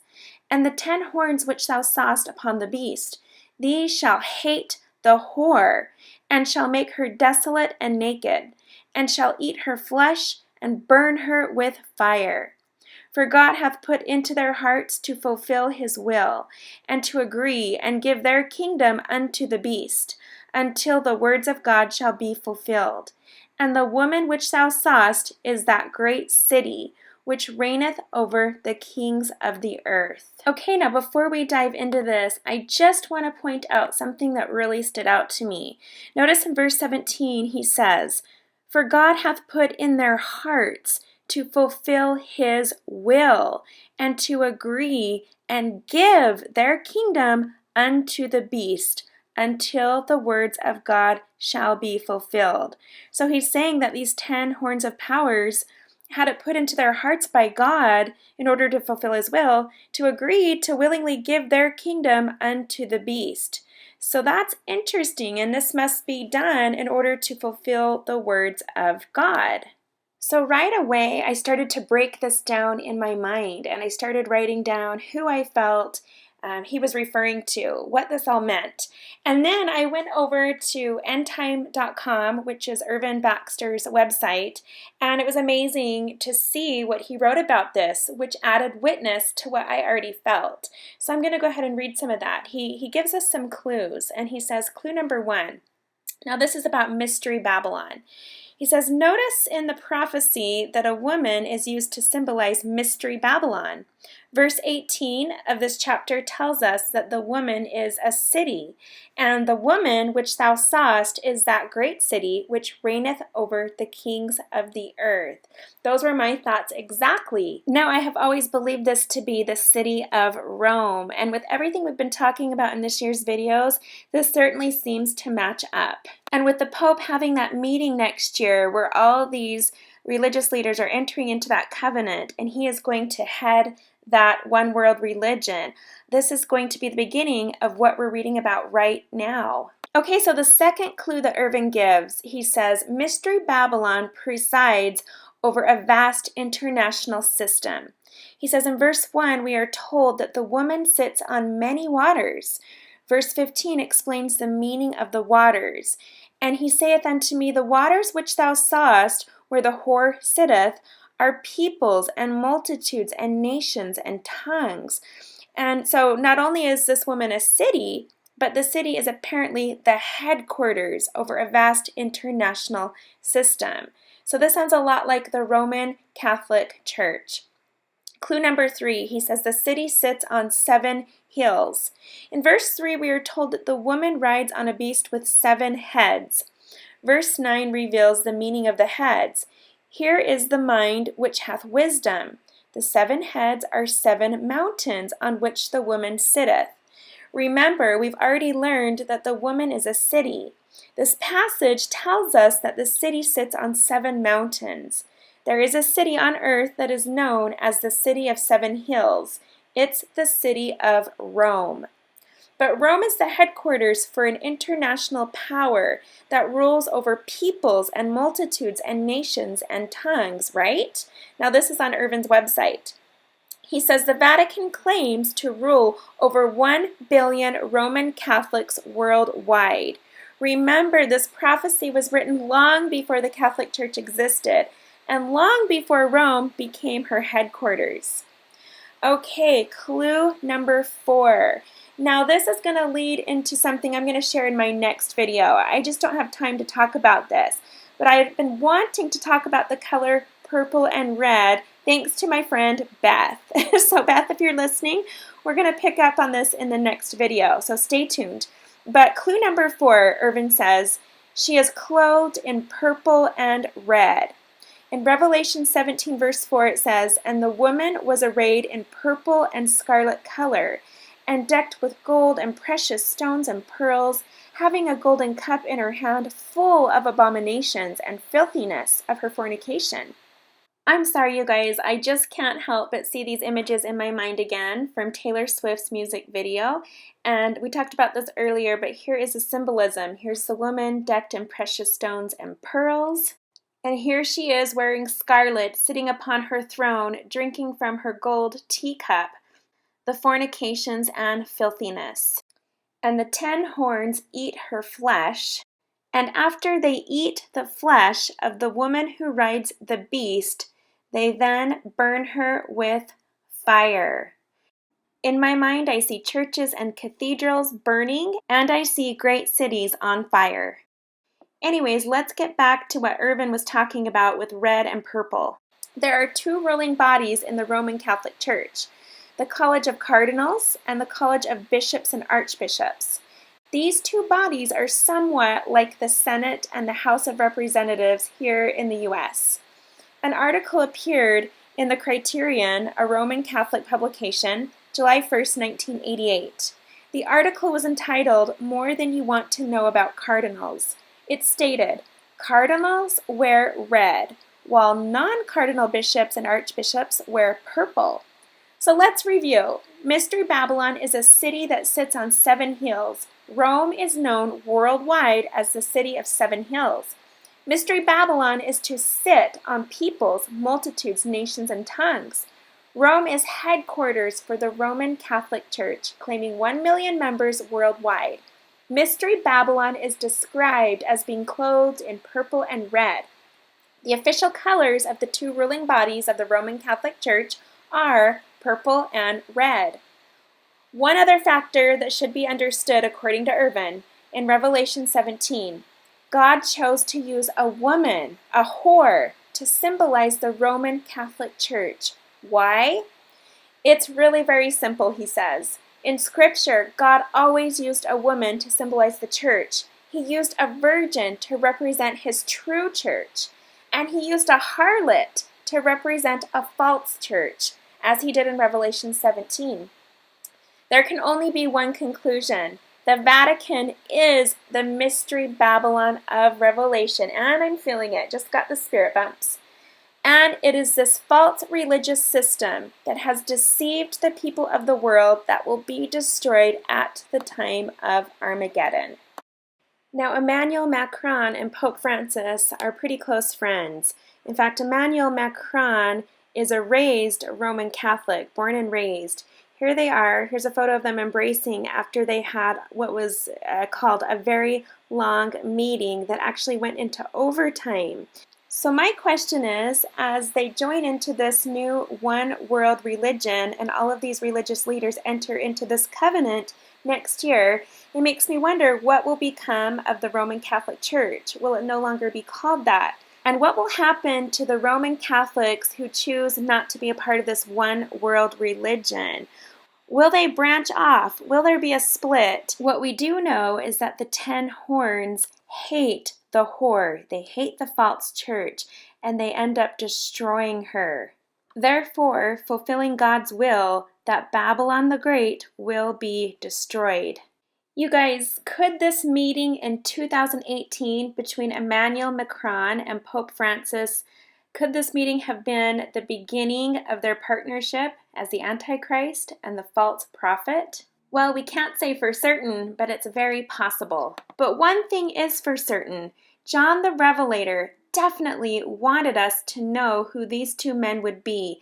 That's why he gave us clues all throughout the book of Revelation. He wanted us to use our wisdom to be able to discern. Now, I found this interesting when reflecting on the number 666. When you add those together, you get 18. And 2018 was the year that the 10 horns of power came together and they were complete with 10 nations. It was also the year that Pope Francis and Immanuel Macron had their meeting. I also found my pay attention number 113 as being the gematria value for the words leader of France. So there it is, pay attention to the leader of France. And I've seen other articles that reference the leader of France and how he's really trying to clean up his culture and pull out a lot of American and English influences, how he wants that out of France. And I saw an article that talked about It gave an example of how the word love, the English word love, has infiltrated French culture. And on billboards and in advertisements, instead of using the French word amour, they're using the word love. And how he's banning that, and how he's really trying to distance himself and separate himself and his country from America. And as stated in this article, Macron launches crackdown on English language. English is distressing. Speak French. So he's stripping all English words from the French language, and he's stripping his dependence on the United States and NATO. And speaking of this European alliance and Europe, look at this, you guys. The United Kingdom is due to leave the European Union at 2300 hours, you guys. At 11 o'clock p.m., the 11th hour, there's the number 23, on October 31st, 2019. That is this year, and it's very interesting that they chose October 31st, especially with everything we know about that day and what it represents. This could be why the UK is choosing to join this European Intervention Initiative, because they're going to be losing that defense, that protection when they leave the European Union. Speaking of things that no one is talking about, you guys, let's talk about this Amazon wildfire. It's finally now just making conversation on social media, but where has it been over the last few weeks? In social media coverage. Now let's take a look at Twitter to see what people have been saying about this. Right here, the Amazon rainforest has been burning for 3 weeks. We are on the verge of losing it completely if the fire isn't put out. The loss of trees, the loss of biodiversity is what is accelerating this climate change. This is an international emergency. This is a crisis. Here's another tweet. The Amazon rainforest has been burning for 3 weeks, and I'm just now finding out. Where's all the media coverage? What is this? Here's another one. The fact that the Amazon rainforest is responsible for 20% of the entire world's clean air, and it's been burning for 3 weeks with literally no media coverage, is terrifying. This is life or death for everyone and every animal. And then this one here. Brazil's president is doing nothing to stop what is happening with the Amazon rainforest. My heritage is from Brazil, and it's so sad to see what is happening. And then she says, Brazil is destroying Brazil. So let's talk about why the president of Brazil isn't doing anything about this. Some are saying that it's just too out of control, it's too big for him, he can't handle it. But others are saying that there's something deeper here at work. So I'm just going to quickly talk about that. I've seen some videos in which people have shared that, the reason for this fire is probably intentional, maybe not meant to get out of control as much as it has, but most likely it was used to clear some of the land. That there's reasons they want that land cleared, because agricultural farmers are trying to use the land to either raise food to feed the animals, because Brazil is one of the world's largest exporters of meat, so they need to be able to grow all that food to feed the animals. However, they also need land to raise the animals. And so they're saying this is a win-win situation for these companies, because with this fire out of control, destroying so many acres, it's now going to clear the land. So down the road, they'll be able to use it to grow feed for the animals and to raise more animals. And so some are saying possibly that's why nothing is being done about it. It's made to look like an accident that people don't have control over, but really it's benefiting the pockets of so many companies and also Brazil. Now, whether that's true or not, this is very concerning. It's a very big deal. It very much is going to affect the weather patterns of the entire Earth. We rely on the oxygen and the air that comes from the Amazon rainforest, and without it, things are just never going to be the same. To help you understand how big this is, I've heard it said that with the amount that is burned so far, and this was as of a few days ago, it's equivalent to 1/3 of the United States. So that's a pretty large area. My mom also sent me a text today, and she said that she heard it's been, as announced today, over 72,000 fires are in South America just over this last year. So that's quite a bit, and nobody's talking about it. Now, this is causing a lot of frustration and anger amongst all the other leaders of the world who are now lashing out at the leader of Brazil. It almost makes you wonder if something deeper is at play here. You know how sometimes we talk about wars in our day don't look like wars from 100 years ago. They happen in other ways. They're more subtle, sort of like, financial wars or fires, things of this nature. It makes you wonder what really is going on here that we are not understanding.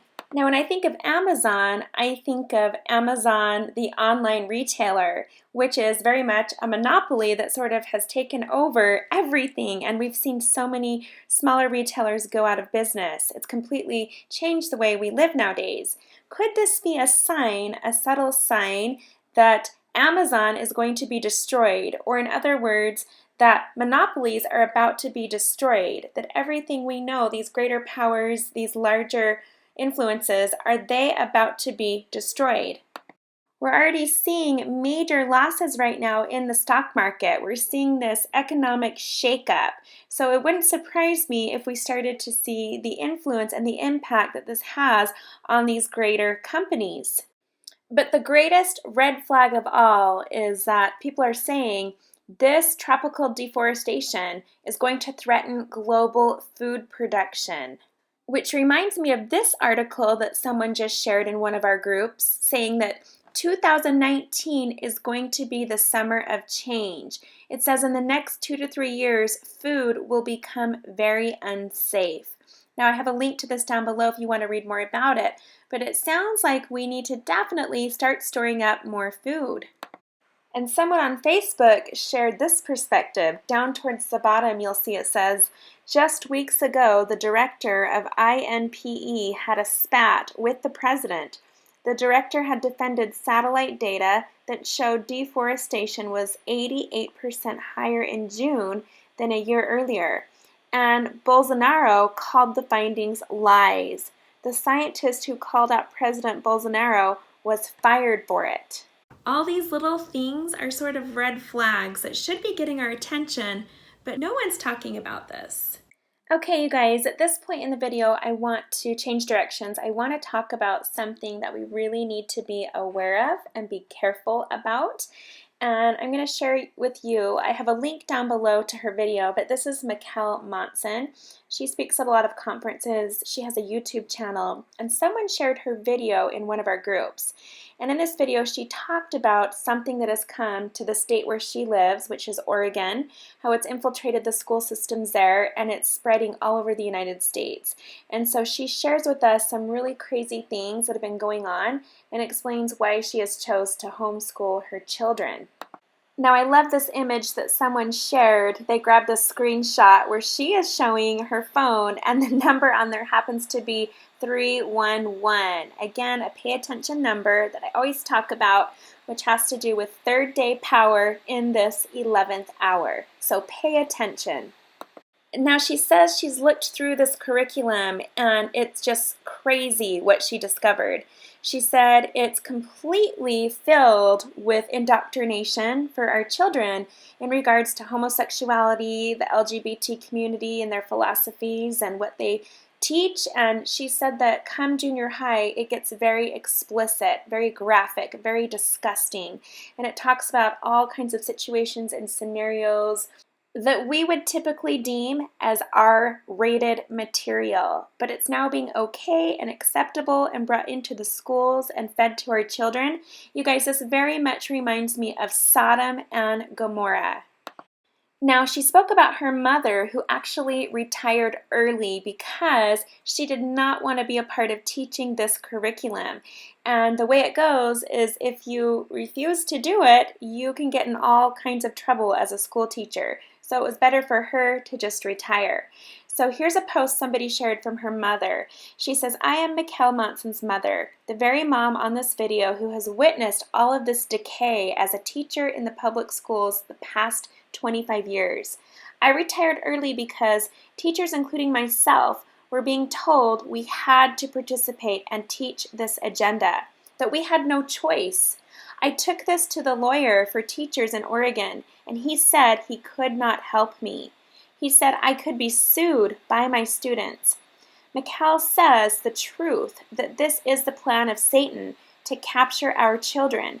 Liberal states are the first that are falling, but it is spreading throughout the nation and other countries. Please pray about your own families to know what you should personally do. Now, someone else in our group shared this. She said the comprehensive sexuality standard is what she is talking about. They are in California, Oregon, Washington, and Colorado for sure. Representative King in Utah has been trying to get the CSE curriculum passed in the legislative session for a very long time. Thankfully, there are some amazing people and organizations who actively fight this.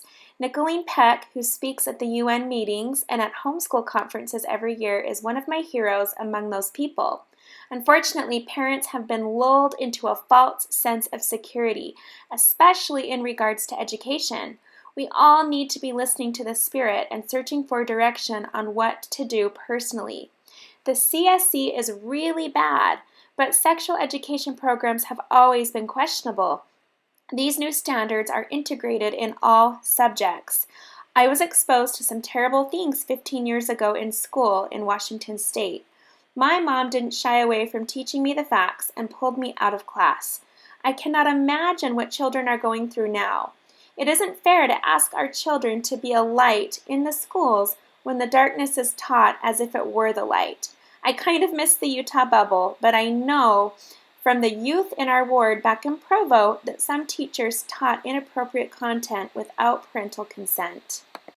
It reminded me of the story I came across a few weeks ago about a Christian girl who was expelled from school because of her view on the LGBT lessons that were being taught in school. She talked about how it wasn't just her, but just about every child in her classroom. She says they absolutely hate when they have to listen to these lessons, that it brings the mood down, people get depressed, it's something they don't enjoy or look forward to being taught.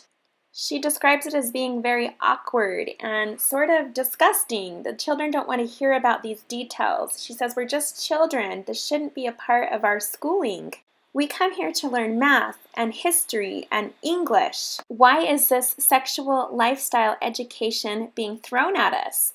And it's not just her. There are so many other children who are having these unfortunate experiences in their schools in the UK. But if they speak out against it, they are heavily ostracized. Sorry, I ran out of time, so have to come and finish up in my car. In recent videos, I've talked about things that are coming and how we need to protect our children, and this whole agenda with homosexuality and how it's infiltrating the education system, how it's very much a part of the adversary's plan in teaching our children false teachings that go against the gospel of Jesus Christ, that go against the plan of happiness and eternal families and all of that. And basically a big part of the enemy's plan to take away our religious freedoms. And President Nelson has been preparing us. He's been telling the members of the church, protect your children from what's coming. I talked a lot about this in the previous videos, so I'm not going to rehash all of that. It's just crazy how fast all of this is happening. You can see that Satan is getting desperate. He is realizing that it's getting down to the wire. A lot of his plans are being brought into the light. They're being exposed. And he realizes that he's running out of time. So we can see that things are just moving so fast. It's like you blink and you open your eyes and all of a sudden it's a whole new world. Just another reminder to continue protecting your children and teaching them truth, teaching them the gospel, teaching them what's right, teaching them what's false, teaching them the plan of the enemy and what it is he's trying to do right now. So my son is playing drums in the house. It's really loud, so I've come outside to record a little bit more for this video. The adversary is really working hard right now. He really is doing everything that he can in this last hour, and things are really getting down to the wire. Time's running out, so he is not holding back. Right after I published my last video message, we experienced some crazy attacks from the adversary.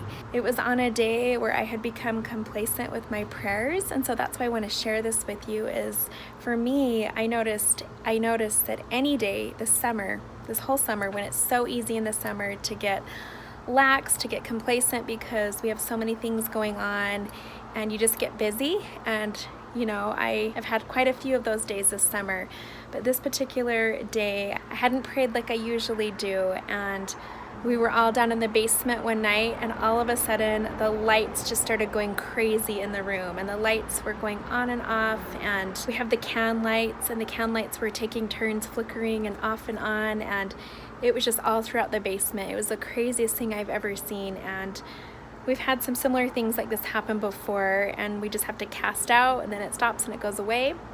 And this was happening, and it was starting to scare my kids, and I couldn't figure it out why this was happening, other than I had become complacent with my prayers that day. So I started talking to my kids, and when I would mention the Savior or Jesus, the lights would go crazy like somebody was angry.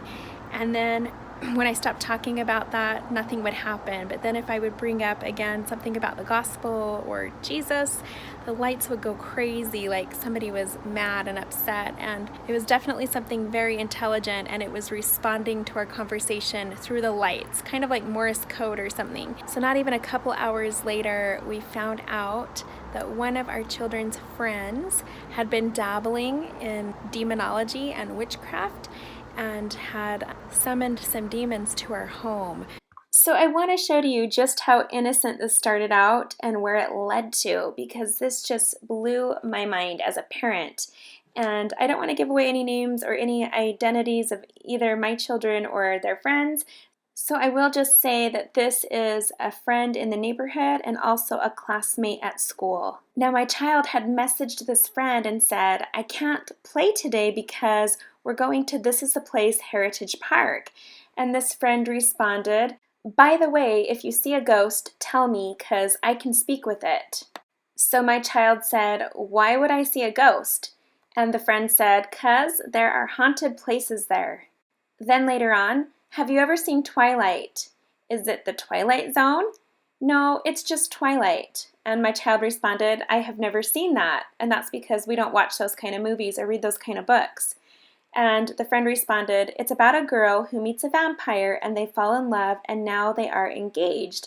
And I started to realize how often this friend speaks about the movie Twilight. This friend is practically obsessed with the movie and talks about it all the time.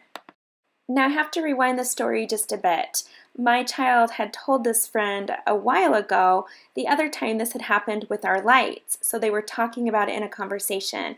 And this friend said, okay, my cousins have this problem. Turns out there's just a vampire in their attic because their kitchen lights do this.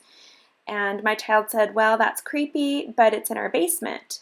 The friend says, but if you want, I can send over one of my demons over there to look at it. I'll send down my demon Via. And my child says, is she nice or he? And the friend says, yes. So my child had told this friend that this was happening again. And my child said, okay, but please tell her to keep silence because my whole family is sleeping. Tell her to go through the back door. So my child gives permission to this demon to come into our house. And tell her not to come up the stairs, please. The light is the one on the left, right next to the TV. And then the friend replies, I will. She's more of a shy one, so she'll keep quiet and she'll follow your commands, okay? Okay, I'm going to pause right there because I just want to say I know I have taught my children better than this. So my husband and I were completely shocked when we discovered these messages, when we found this conversation. We just didn't understand it. I also want to add that this friend is very obsessed with Halloween and has told us more than once that Halloween is their favorite holiday and their family just absolutely loves it. And also that they were planning on dressing up as a demon this year. As I asked my child more questions about this, my child told me that this friend had mentioned that their aunt was a witch, that this aunt had practiced witchcraft and it was witchcraft that eventually killed her. So this was very disturbing to hear. My child also told me that this friend brings a box to school in their backpack and calls it their demon box, and said that they keep all of their demons in this box so that when they need them, they can have them and take them out and use them. Now remember that video that I made where I talked about video games and Pokemon, and I talked about how many people have pointed out that Pokemon is similar to teaching children how to collect and keep and name demons. And they find these creatures, they find these demons, they capture them, they name them, and then they get to keep them and use their powers. And it sounds very much like what this friend is talking about. This friend says, well, if you catch a demon, you get to keep it and you get to name it, and then you get to command it to do things for you. So my child says, is she nice or he? And the friend responds, yes, she is. Will she kill me? No. Are you sure? Clearly, my child is feeling a little bit uneasy about this, which is a good thing. So my child says, tell her where the light is. Sending her over now. Okay. Tell me when she's here. Okay. And then my child says, and make sure she goes through the back door. And this friend guarantees she will. Now again, remember, I mentioned that I had become lax and I forgot to say my typical prayers where I bless my home and I pray for that protection and that security. So of course, this creature, this demon, whatever it was able to come right into my house. Now, I don't want to confuse the story, so I'm going to say that the reason this friend was sending this demon over was because my child had told this friend about a previous experience when this light had flickered and this had happened. So this is the night before it happened again, the night before things went crazy. So this conversation was the previous day. So that night, I was lenient with my prayers. In the morning, I remember waking up early in the morning. It was still dark outside, and I had this feeling I needed to go into my prayer closet and pray. So I did. I went in there and prayed, but again, I didn't pray for protection. I didn't pray for any of that. But I heard a distinct sound come through the wall of the garage, which is connected to my prayer closet. So my prayer closet sits out in the garage. So this loud bang just goes against my wall like someone smacked it. And I could feel that something was trying to get my attention. Somebody did not like that I was in my prayer closet praying in the early hours of the morning. So just hours before this happens, my child is having this conversation with this friend, and it continues. And the friend says, okay, she'll pass through the wall of the garage. My child says, okay. The friend says, she's in. My child says, it's right where you step out, okay? Is the demon nice? So clearly my child is still not certain about this. And the friend says, yes, he is. So apparently this friend's demon spots a demon that's in our house that's causing these problems with the lights. And my child said, okay, good. What's his name? And the friend says, do you want to keep him or make me take him? My child says, you can take him. And clearly my child is not feeling good about this, feeling uneasy about this. And the friend says, okay, well then I can name him. So it sounds as though the friend is excited to have collected another demon that this friend can name and add to their box. Again, it sounds just like Pokemon, like it's a game, as though it's fun. So my child says, is he still in the attic? And the friend says, no, Via took him. Okay, where are they now? They're coming down the street. Okay, do you like getting new demons? You guys, I am shocked at these questions. I am just shocked that this conversation sounds so casual. So my child says, I can't see or talk to them, so that's why I gave him to you. And the friend says, oh, well, if you take ownership of it, you can talk and see them. Okay, so now this person is giving my child instructions. My child says, that's cool, but I don't think I'm ready to do that yet. And I had a long conversation with my child later. My husband and I both did, and we said, look, there is nothing cool about this. And the friend responds, okay, but if you ever want one, I can transfer one of mine to you. My child later told me that this friend had asked the question, hey, look, whenever you go places, if you want, I can send one of my demons with you to protect you and help you so that you have a good time and a good experience, and this demon can get you whatever you want and make you have a wonderful day. And I could not believe it. So then, of course, I began to wonder, are there other times when this friend has just sent demons to our family and into our home and into the car with us on our travels to be with my child, thinking that it's a good thing and that it's going to help us? And who knows? And it just made me realize, oh my goodness, I cannot for one moment let down my shield. I have to constantly and continuously be praying and protecting my family and my home, and obviously do an even better job of teaching my children that these kind of things are not okay and that this is very deceptive. And then here was the last of it before we discovered this conversation. My child said, "Tell Via, thank you so much. That light was really annoying when we were trying to watch movies. So thank you." He must have been trying to communicate. Oh my goodness, you guys. Wow. So what ended up happening after this is my husband, we got a hold of this conversation, and immediately my husband went and blessed the home. We cast all of this out and it stopped. I don't believe it stopped because a friend sent a demon over to make it stop. I know it stopped because we called on the powers of heaven. We called on our Savior Jesus Christ to take care of this, and it was His authority that made it stop. So we explained this to my child, and we taught our child that this is not okay. This is not fun and games. This is not something that you do that's cool, that this is completely inappropriate, that this is something that just will open up so many doors of darkness in your life and in our family.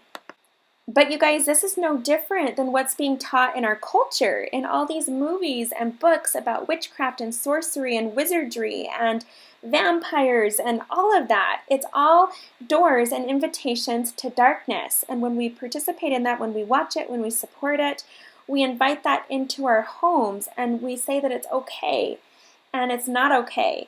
And this is a big part of what Halloween is, which I'll be talking about later on next month. But yes, when we participate in these celebrations, this is what we are inviting into our homes and into our families. And it's no wonders we're seeing so much destruction of the family right now. If you've seen my Halloween video, then you've heard me talk about in there that correlation between celebrating Halloween and the jack-o'-lantern and inviting in spirits that destroy marriages and cause infidelity. It's a spirit that goes after the husbands, it goes after the men, and it creates this infidelity that splits up marriages and destroys families.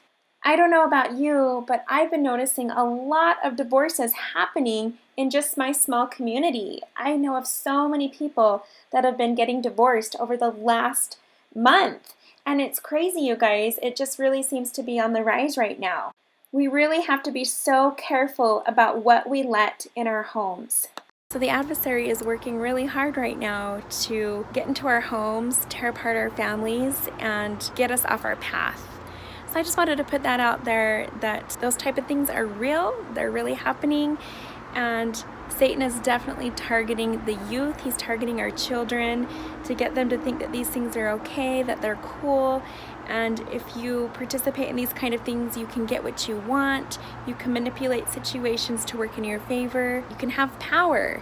And that's what these children are learning. And they learn it from the books and from the movies and from culture. It just seems to be on the rampage right now. As we start getting into September and October, we're just going to see it more and hear about it more. But I just wanted to put that out there as a heads up. Just be on your guard. Continue to be prayerful. And don't get complacent for a moment. You just can't afford it. You just can't afford to let your guard down and to not be protected. I wanted to share an experience that my sister had in July. It was at the beginning of July. I don't remember the exact date. I don't remember if it was the 4th of July or before or after, but it was around that time. And she had shared with me that one day she was in the house and all of a sudden she heard this really loud boom. And it was so loud, it shook the house. She said it sounded like a truck, like a semi-truck, drove into her house. And she was certain that something like that had happened, and she would go outside and see a truck smashed into her house or something. But she said she went out, she couldn't see anything, couldn't figure out what had happened, but it affected the power. I think the power all went out and then came back on. And when it happened, her air conditioning unit went out. It was completely fried. And so they had to go over a week without air conditioning in July, and it was so hot. So she was telling me about this. And then she said, you know, I got talking to some of my neighbors about it, and it turns out that the same thing happened to them, that they also heard a loud noise and their power went out and their air conditioning unit was fried. And so she said so many of us are having to replace our ACs out here. This is so crazy. Well, then she got talking to one of her friends, and she said that there was a radio station and the morning host was talking about this very thing and said that a crazy thing had happened. He lives in Salt Lake, and he said that there was this loud noise and the house shook, power went out, and his air conditioning unit was fried. And it happened on the same day as all these other people. And she said that some of them have been looking into it, trying to figure out what happened and how crazy and bizarre that is. So it wasn't just one location. It appears to have been happening all throughout the valley. But it was one of those things that nobody had an answer for, and it was so out of the ordinary. There was that similar pattern of the loud sound, the wall shaking, power going out, and the only thing being permanently damaged was the air conditioning unit. So if you've heard about that or that's happened to you, I'd love to hear from you. Reach out to me and share, but just wanted to put that out there. Okay, so I saved an amazing experience I had for the end of the video. But before we get to that, let's talk about this week in screenshots. And I shouldn't say this week, because this is actually all since the last video message. So this is a period of a few weeks. But this first screenshot here that I had on my phone, it's a news article that reveals major power outages across many states because of the dangerous heat wave that had come through. So it's just so interesting how there was so much going on with power outages. I just talked about that with my sister. I was seeing it in the news. And then here was another one that popped up. Thousands lose power in Washington, D.C. after substation malfunction. And I thought, what is going on with all of these substations? This is crazy. There's just something interesting to be said about all of this. But when I saw this article, I heard the deep state is losing power. I believe this is a reflection of what's going on in the spiritual. Here's a screenshot of the Athens earthquake that happened. And as you can see, look at the time down at the bottom, 11:13, 113, pay attention. Now, I had just talked about all of those crazy lightning strikes last month, and after I published this video, it happened again. I had a chance to listen to this interview again. It's been quite a few years. This is a John Pontius interview with Spencer from Visions of Glory, and as I listened to it, I looked down and there was the numbers 113, but not only that, 111, which you know means unity, becoming one with the Father, the Son, and the Holy Ghost.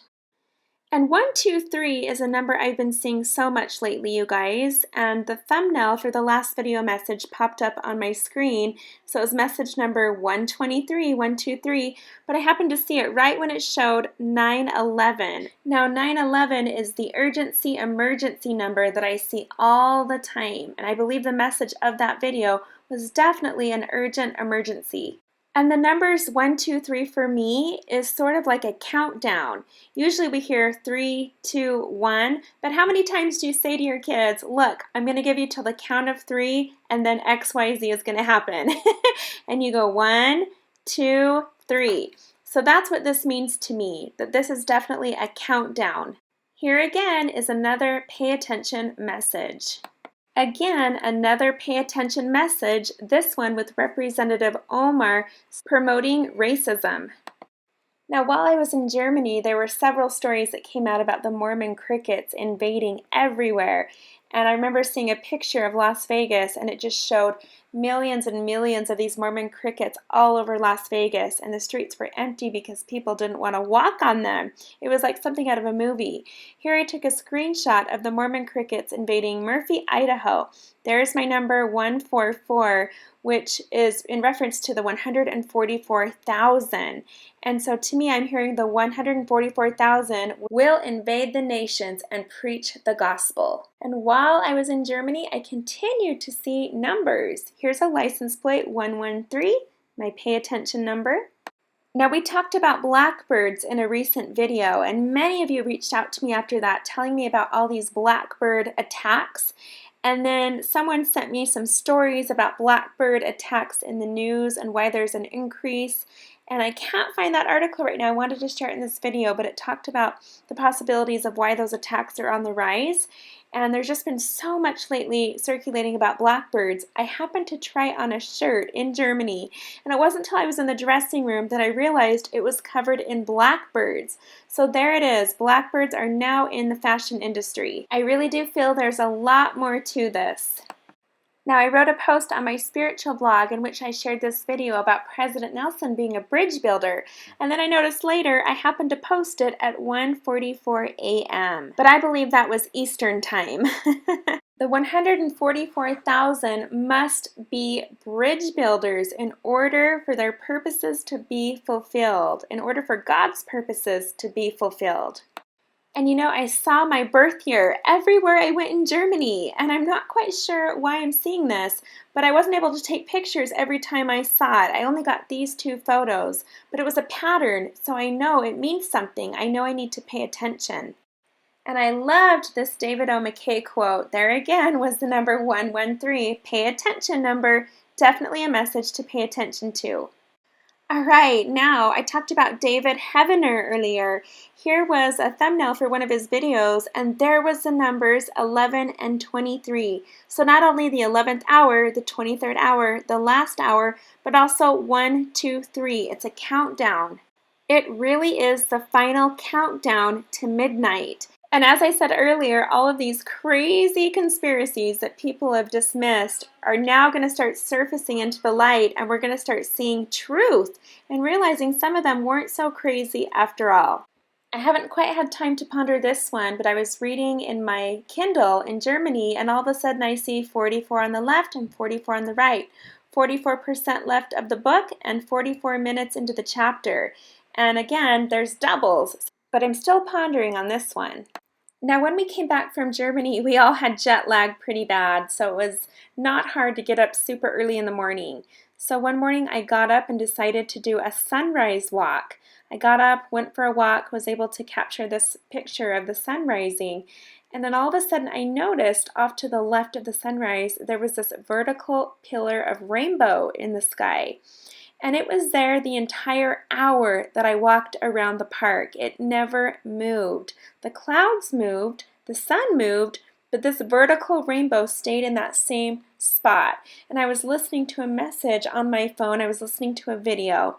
And I just had a lot of personal meaning in that for me. I felt like this was a witness from the Lord saying, look, I'm aware of you. And I had just done a video message previously all about rainbows. And I've been seeing them so much since the day I published that video. But here again was a vertical rainbow, and I felt like the reason it was there, locked in position, was because it was a witness that I am there, I am watching over you, I'm aware of what's going on, I'm aware of you right now in this moment. It was definitely something supernatural, and I loved it. And then later, as I looked at this picture I had posted on Facebook, there was the number 1, 2, 3. Again, it's the final countdown. Here was again the number 113 connected to Olivia Newton-John. I know she's been talking a lot lately about her cancer and a positive message that she has to go with it. So there it was, pay attention. And then my friend Chandra reached out to me and shared this. I absolutely loved it and wanted to read it to you. She said, Romans 5 verse 3, we glory in tribulations. Verse 11, we also joy in God through Jesus Christ. third day power is the glory in our tribulations. That is just such an eye-opener, you guys. That's what third day power really is. It's that glory that we experience when we're going through hard times, especially the tribulation period. 11th hour is joy in the atonement of Christ. So that joy that comes when we hand everything over to Him. Thought I would share. Sometimes I look at verse 3 and verse 11 in the chapter and see little nuggets of loving inspiration. I agree. Then she writes, also, both verses 8 in Romans 5 and 6 talk of Christ and the atonement. Sometimes the verse number has nothing to do with what is written in the scriptures. Other times I am blown away. I noticed it last year when the sisters were encouraged to read the Book of Mormon that verses 3 and 11 stood out as being in line with our last day's discussions. Well, I wrote her back, and then I noticed afterwards, look at the time I sent this, 113, another confirmation, an amazing witness of this truth. Here it was again on this video thumbnail for a prophetic vision for 2020. Now I referenced this video right here, wolves in sheep's clothing, in this video message. And there it was, the number 111. As the wolves are weeded out, we become a unified people. And then our friend Teresa shared this in our 11th hour worker group. And it was all about the three voices that you need to be able to discern and distinguish, especially in this last hour. Well, look at the time she shared it at, 11:13. There it was again, 113. Here's a screenshot I took of a post that someone shared that was a little bit alarming. She shared, it says here, the major corporations are preparing for a massive recession. They are openly speaking about it in meetings. The people who work for them are warning family privately, but not speaking out because of fear of losing their jobs and inciting a mass panic. I am one of the warned who is not afraid to speak. And this is another witness to what we've already talked about. Now, someone reached out to me and shared with me this screenshot from the book Saints, Volume 1, that's been put out by the church. And look at the screenshot number here. It was sent at 9/11, which is that urgency emergency number, pay attention number. But anyways, it says in here, the revelation, this is about the word of wisdom, it said had been declared not as a commandment, but as a caution. Many people would find it hard to give up using these powerful substances, and Joseph did not insist on strict conformity. He continued to drink alcohol occasionally, and he and Emma sometimes drank coffee and tea. Still, after Joseph read the words to the school of the prophets, the men in the room tossed their pipes and plugs of chewing tobacco into the fire to show their willingness to obey the Lord's commandments. So she had read this and had some questions about it, and I recorded my response here in this video message. I'd shared in the past video about my sister telling me about a member of our family who is friends with a bodyguard that works for the First Presidency. This bodyguard had shared with her these constant reoccurring conversations that the First Presidency has, casual conversations, but just bringing up often the topic of the word of wisdom and coffee. There really weren't any specific details on that, just that it's a constant conversation they're having. Then recently, this article came out in the New Era that addressed the word of wisdom, and it was very detailed. It sparked a lot of feedback. And I know in a lot of our groups, people were talking about it. I had a lot of people reaching out to me and emailing me and saying, what are your thoughts about this? I just wanted to clarify that the possible changes I was talking about wasn't in reference to changing the word of wisdom, but was in reference to changing the questions for Temple recommends in relation to the word of wisdom. And so I think that's where the confusion was. So because there was so much response to this article in the New Era, the church came out and their PR department made a statement. And that statement had been circulating all over Facebook, and people have been asking a lot of questions about it. People have been reaching out to me. So here's my response. Yes, it's been a reoccurring conversation, but hearsay is always hearsay until it comes from an official announcement.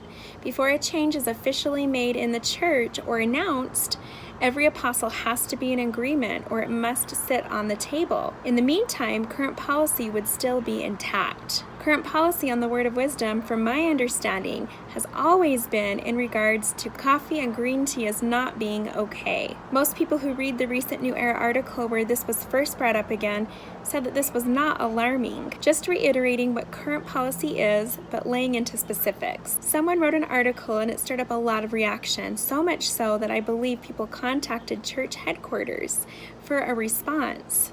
This statement was written by the church's PR department. It's their job to address matters that stir up a lot of response. They responded correctly to current policy, as no new changes have officially been announced, and it's possible that there are changes in the works, but not all apostles are in agreement, as with any change. And if this is the case, nothing will ever be said about it until they are all in agreement. Maybe that's why it's a constant conversation. That's my take. I know a lot of people who are angry about the statement and said that they will continue to drink their coffee and green tea regardless. This argument being that Joseph Smith did not specify green tea and coffee and the early saints still drink it, which has stirred up a lot of response. They responded correctly to current policy. Maybe right now this is the Lord testing His church to see who will follow counsel and who will harden their hearts. As for me, it hasn't changed anything because I don't drink green tea or coffee products, but I know many people who do. Well, this sure caught my attention. This is the video that I shared. I talked all about this in the last video message. This is Sadhu Sundar Selvaraj giving his address here in the United States. Look at all the ones. 1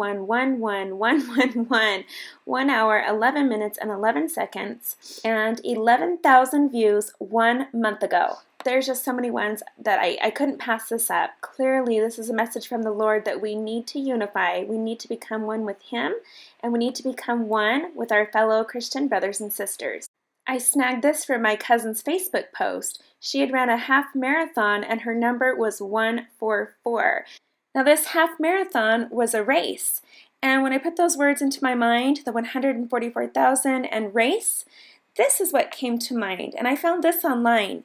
It says 144,000, the square of 12, the number of Israel's tribes, multiplied by 1,000, symbolic of the new Israel that embraces people from every nation, race, people, and tongue.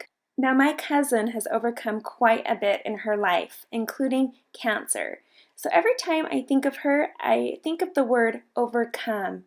And as I was thinking about the word overcome, this scripture came to mind in Revelation chapter 17, verse 14. These shall make war with the Lamb, and the Lamb shall overcome them. For He is Lord of lords and King of kings, and they that are with Him are called and chosen and faithful. Sounds like the 144,000 to me. In a moment, when I was enjoying my kids and enjoying being a mom, we were camping and we were on the beach, and two of my children happened to find these two heart-shaped rocks at the exact same time. They each found one, and they came running to me, Mom, look what we found. And in that moment, I felt so much love. And of course, as it showed up on my timeline, there was that number, 144. Now, I talked about this author earlier in this video, Jack Monnett. He spoke at BYU Freedom Society about secret combinations. As I was watching his video, it got stuck right at this point in the video with 1 hour, 13 minutes, and 11 seconds remaining. Nothing I could do seemed to be able to unstick it. So finally, that's when I noticed the number. And as soon as I noticed the number and I took a screenshot, well, all of a sudden the video unfroze and I was able to finish it. So I believe it was another pay attention, especially to this part of the video.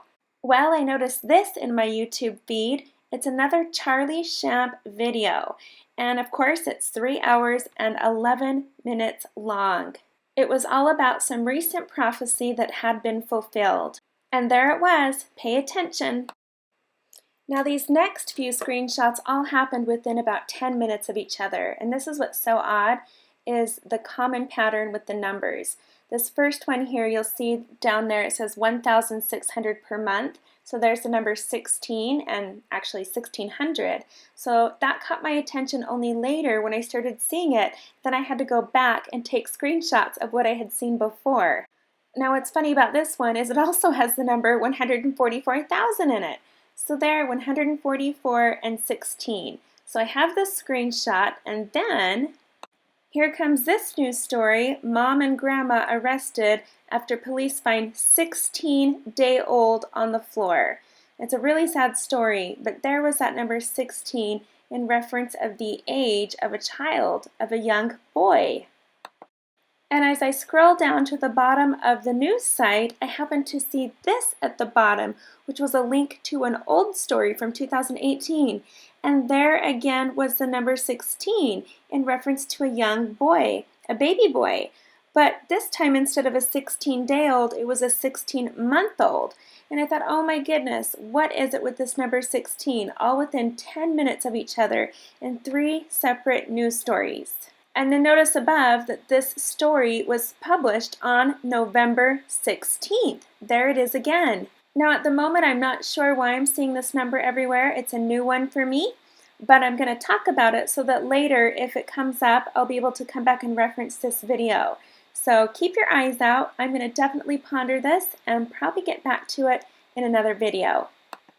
Now in this screenshot, I happen to be having a thought about unity with God. Right as I had this thought, I looked at my phone, and of course, it was 11:11. And as I've always said, 4 ones represents unity with God. You have the 3 ones representing the Father, the Son, and the Holy Ghost, and the 4th one is you.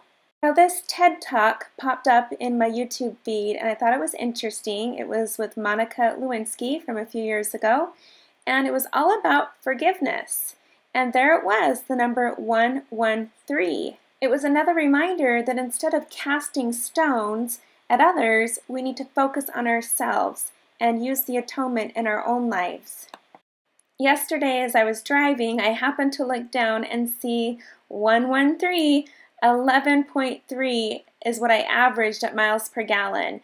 And it was funny because it was there for quite a while, so of course I had to get a screenshot. While editing the video and talking about final countdown and getting down to the final wire, I look up and of course I happen to see 123, 123. Oh my goodness, it's just almost too funny, you guys. And earlier when I was speaking about the leader of France and I decided to do a scripture search for the word Immanuel, of course, look what scripture comes up. Matthew 123, 123. Again, we're down to that final countdown.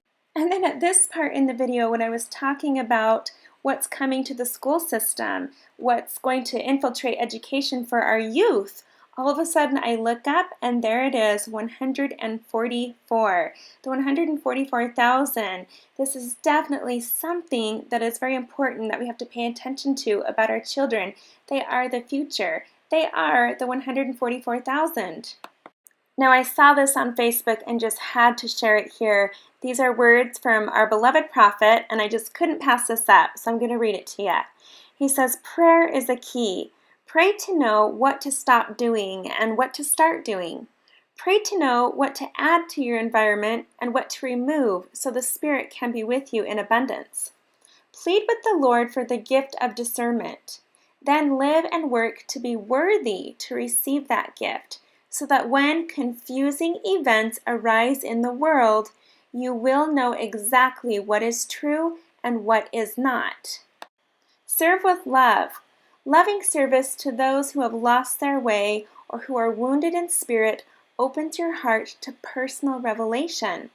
Spend more time, much more time, in places where the Spirit is present. That means more time with friends who are seeking to have the Spirit with them. Spend more time on your knees in prayer, more time in the scriptures, more time in family history work, more time in the temple. I promise you that as you consistently give the Lord a generous portion of your time, He will multiply the remainder. Oh, how I love that. I could use more time in my day. I feel that way every day. I don't know about you. But you know what? I think what really stood out for me is when he spoke about discernment. And he says, this is a gift you need to have. Plead for it, because there's a time coming very soon when events are going to arise in the world that are going to be very confusing. Oh, how we need to pay attention to that.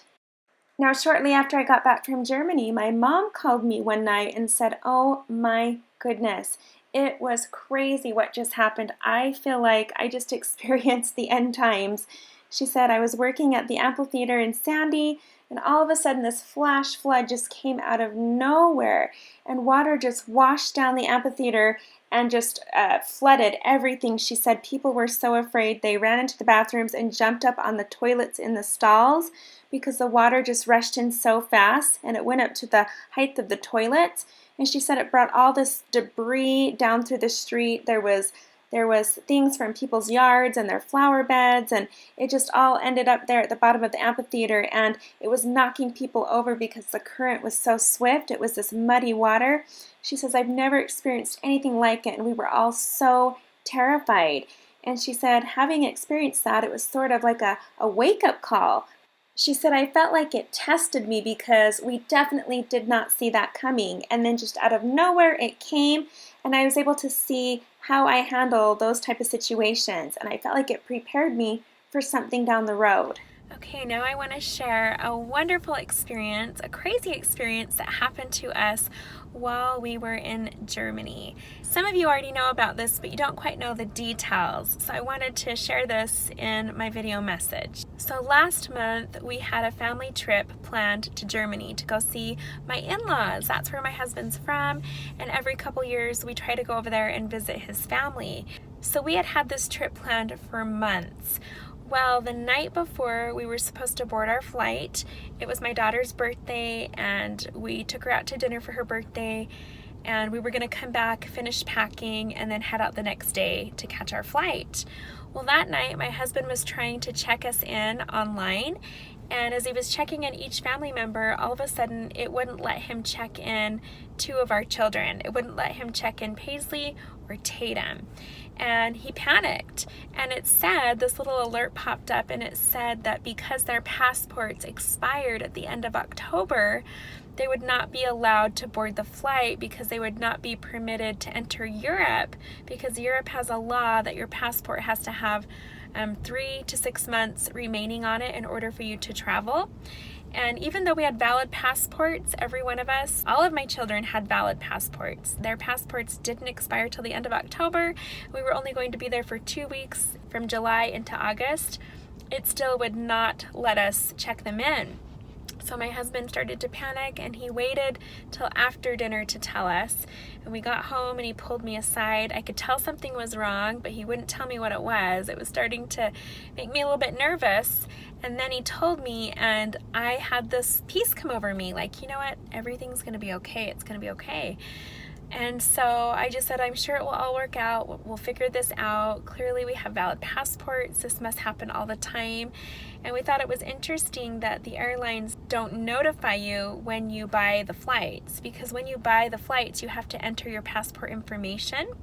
And so it's just interesting that when you enter that, it doesn't alert you right away and say, by the way, your passports are expiring on this date.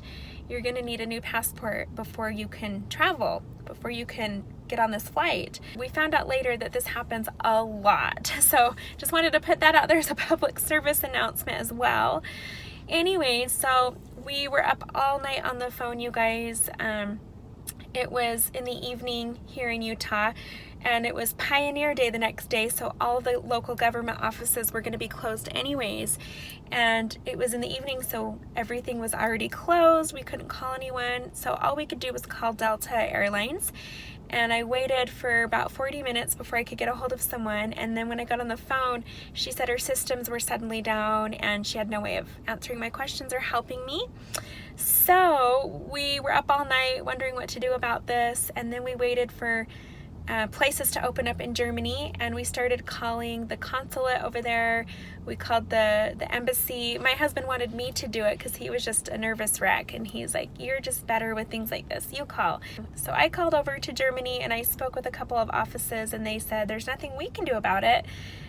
you can't leave your country without getting this resolved, so you need to talk with people in your country. So then we waited for things to open up on the East Coast. So about 5 a.m. we got up and phoned over to a consulate on the East Coast, and we talked to somebody there. They said there was nothing they could do about it either. And so then I started to text some of my friends who have connections to representatives here in Utah. There's a representative here who's supposed to help with these type of situations, but he doesn't ever return phone calls or emails. In fact, we still haven't heard from him to this day. We called him several times and emailed him, and we've emailed him before over the past few years with questions, and we've never once got a response from him. And we read some reviews online and learned that that's normal for him, typical for him. So we didn't have any luck there. So then we called my husband's family, and they were trying to help us on their end, and we weren't getting any answers. And so finally I called Delta Airlines again in the morning, and I got someone on the phone, and he said this happens all the time. And he said our best bet would be to just show up at the airport and see what happens. And he said there's a 50-50 chance they'll let you board the flight. He says, I've seen it happen before. They'll let you board if you explain to them what you're telling me, which is our children have dual citizenship. So they're American citizens and they're German citizens. And so usually if you are a citizen and you're trying to enter your own country, even if your passport's expired, they never deny that to you. They give you access. You're able to come in.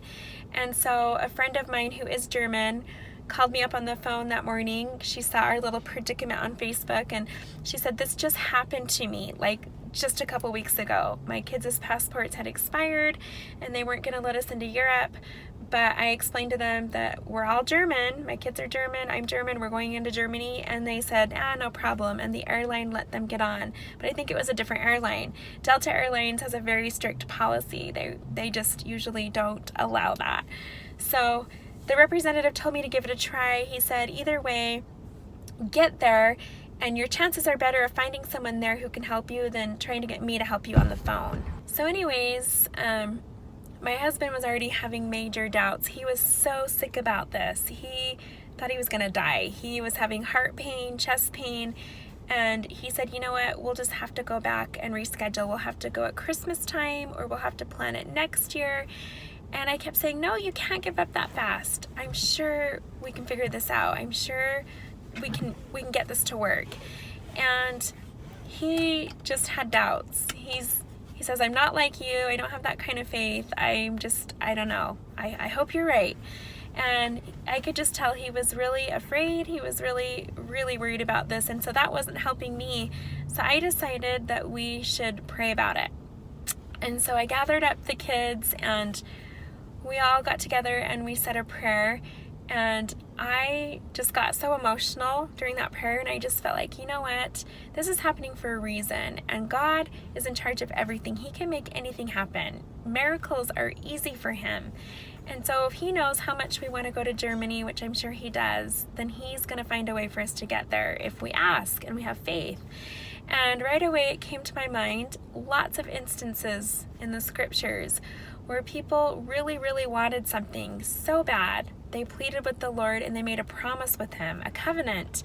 And they said, if you do this, we'll do this. And then he answered their prayer every time. I think of Christ's mother, Mary. That's the story of her parents.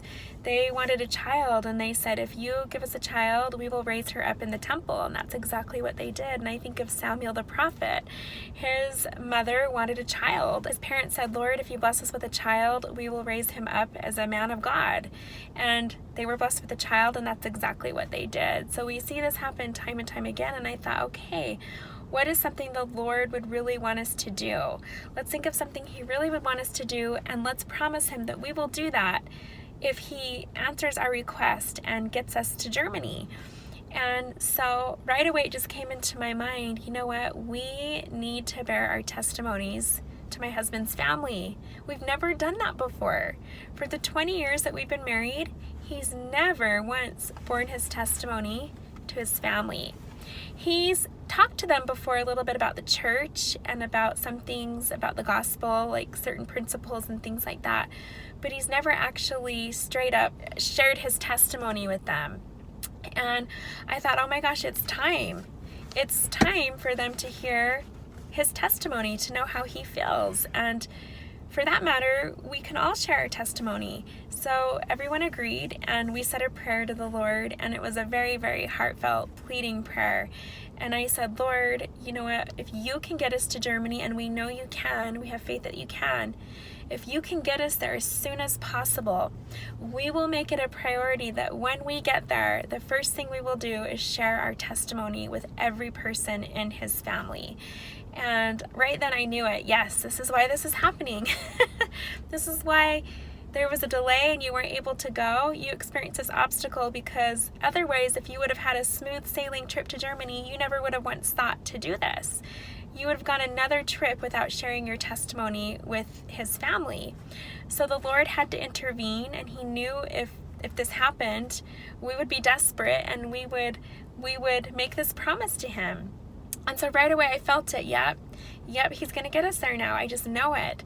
So we get to the airport, we wait in line, and we try to check in. It doesn't let us check in, so we get in line for someone to help us, and he tries to check us in, and it won't let him check us in. So then he guides us over to another line. He says, you need to go get in that line. And we see this line for people that are having problems checking in.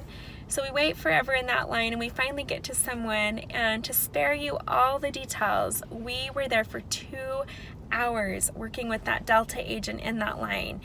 And she just kept saying, I don't think you can board the flight, but I'm not sure.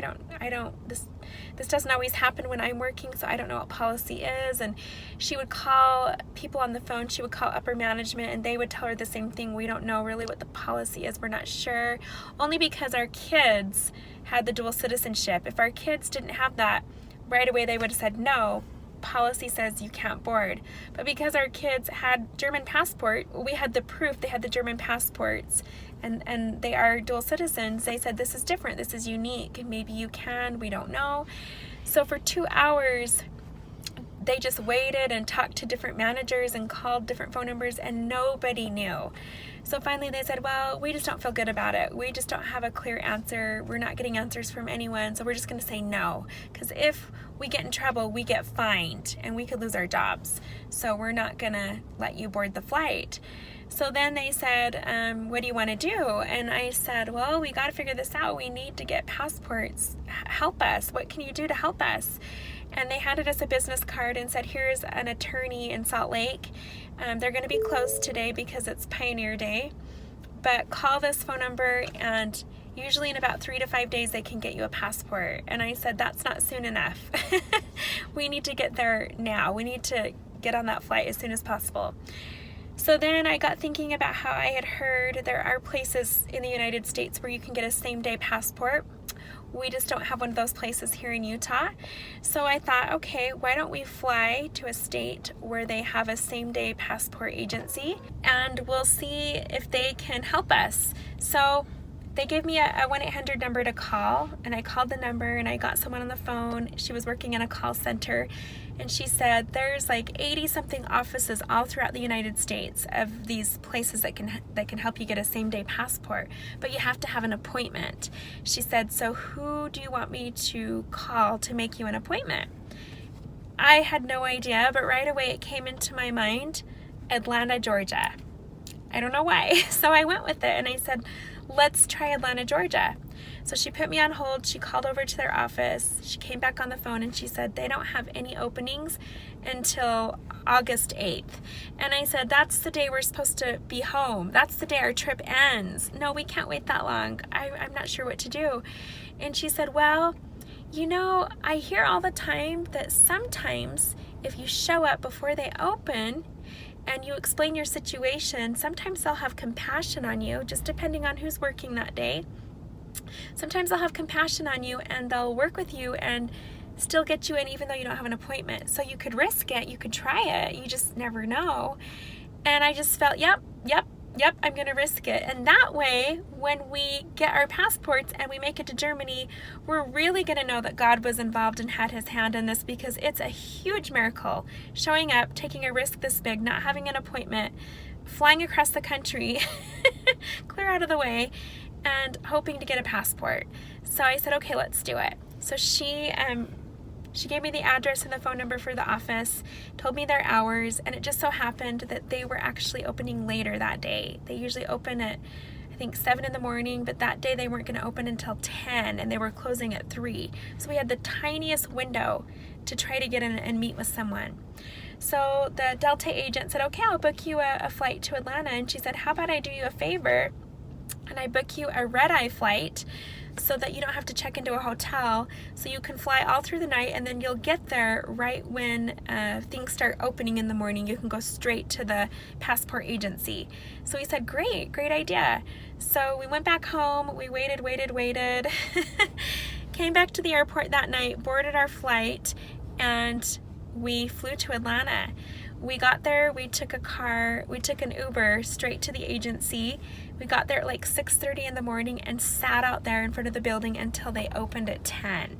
And when we got there, there was a woman and her son already ahead of us, there for the exact same reason we were. Same thing had happened to them, so we were now second in line. And then over those next couple of hours, people just came pouring in from all over the country. Same thing had happened to them, and they were hoping to take a chance and get a passport. So we went through the whole process. We went through all the hoops, we waited in all the lines, we got through certain checkpoints and went through security and made it up the elevator. And you know, the passport agents were walking down the hall shouting orders at people. It felt like a prison. They were just shouting orders, and people were scared, and my husband was really nervous. He's like, I hope this works. And I just said, yep, it will. And I just smiled, and we were so kind to everybody, and we had our whole family with us, our kids, and so they were nice to us. And then all of a sudden we get in, and we got in right away, and we took a number. They called our number right away. We walk up, it looks just like the DMV. We walk up to the window, and we give them our information, and normally you have to wait quite a while till they call you back again. And we got called up again right away. We walk over to the window, we talk to the lady, and from everything we were observing, she has you sit down, and then you wait a good hour before she calls you up again, from what we had heard. But we sat down, and our number never went away. She kept our number up on the screen, and we waited, and she decided to just go ahead and process all of our paperwork. Instead of following the procedure and putting it in the stack and giving it to someone else, she decided to just do it right then and there. And I think it's because we were so nice to her, and she had compassion for us. So we sit down, we watch her, and she just decides to do all of our paperwork, and then 10 minutes later she calls us up and says, okay, you're all done. I will go ahead and submit this, and you'll get a call back right before we close today at 3, letting you know if you get a passport or not. So we had all this time to kill. We went and enjoyed Atlanta. We walked around the city, and if you saw our family vlog video, you saw that little adventure. And we just tried to make the best of our situation. And then right before 3, we hadn't received a call yet, and my husband said, let's just take a chance. Let's just walk over and just see if they have it ready. So I said, okay. So we walked back to the building. We were hauling our luggage all across the city with our poor kids. So I go back into the building, go all the way up to the top floor, wait in line, go through security, do all that, walk up to the window. And I said, I didn't get a phone call yet, but I just wanted to see if maybe you had an answer for us. And he said, okay, take a number, have a seat. And then people had been sitting there all day waiting, and I just barely had taken a number. 5 minutes after I sit down, they call my number, and he says, here you go. And he handed me the passports. And I was so happy. And I ran out of the building, and I told my husband, yay, we got them. Perfect timing. We were able to take another Uber back to the airport just in time to board our next flight to Munich. So it was amazing how the Lord had his hand in that, and I kept reminding him, okay, we need to make it a priority to bear our testimony to your family. He said, I know. And we just praise the Lord. We just thank you so much for helping this miracle happen, for making this happen, for orchestrating all of this for us. So we got to Germany, and we explained to his family what had happened, and I will admit it took him a few days longer than I had hoped to want to bear his testimony. He just was too afraid to do it. He felt like the time was never right. He was afraid of what his family might think. So anyways, I finally said, look, we made this a priority for the Lord. We can't let him down. So I intervened, and I sat down with his family and explained to him this covenant we had made, and that we needed to do this, and if that was okay, if we could have their permission. And they were okay with it. They said, yeah, absolutely. And they gathered around and we had a special hour set aside, and I shared with them the gospel while he translated, and they actually were interested and they had lots of questions, and they continued to talk about it the rest of the night. And his brother wasn't there, so we waited a couple more days when his brother had some time, and we sat down and I did the same thing. I bore my testimony to his brother and he translated, and some of our kids bore their testimonies as well, but we made sure that every member of his family heard our testimonies. And anyways, it was an amazing experience, and I wanted to share that in this week's video message, just as a reminder that God is always in control and he orchestrates every detail of our life. And so even when things feel like they're going terribly wrong and you feel like the whole world is against you and nothing's going right, remember that God is in control and he always has a plan. If you want to know what that plan is, you can ask him. And if you trust him, you can experience miracles.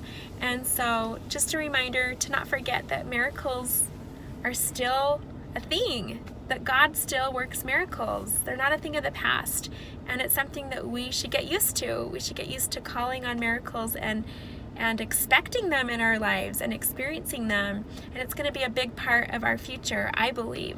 So I just wanted to share that with you guys. Anyways, thanks for joining me today, you guys. I hope you're having a wonderful day. I hope you have a wonderful week, and I will see you next time.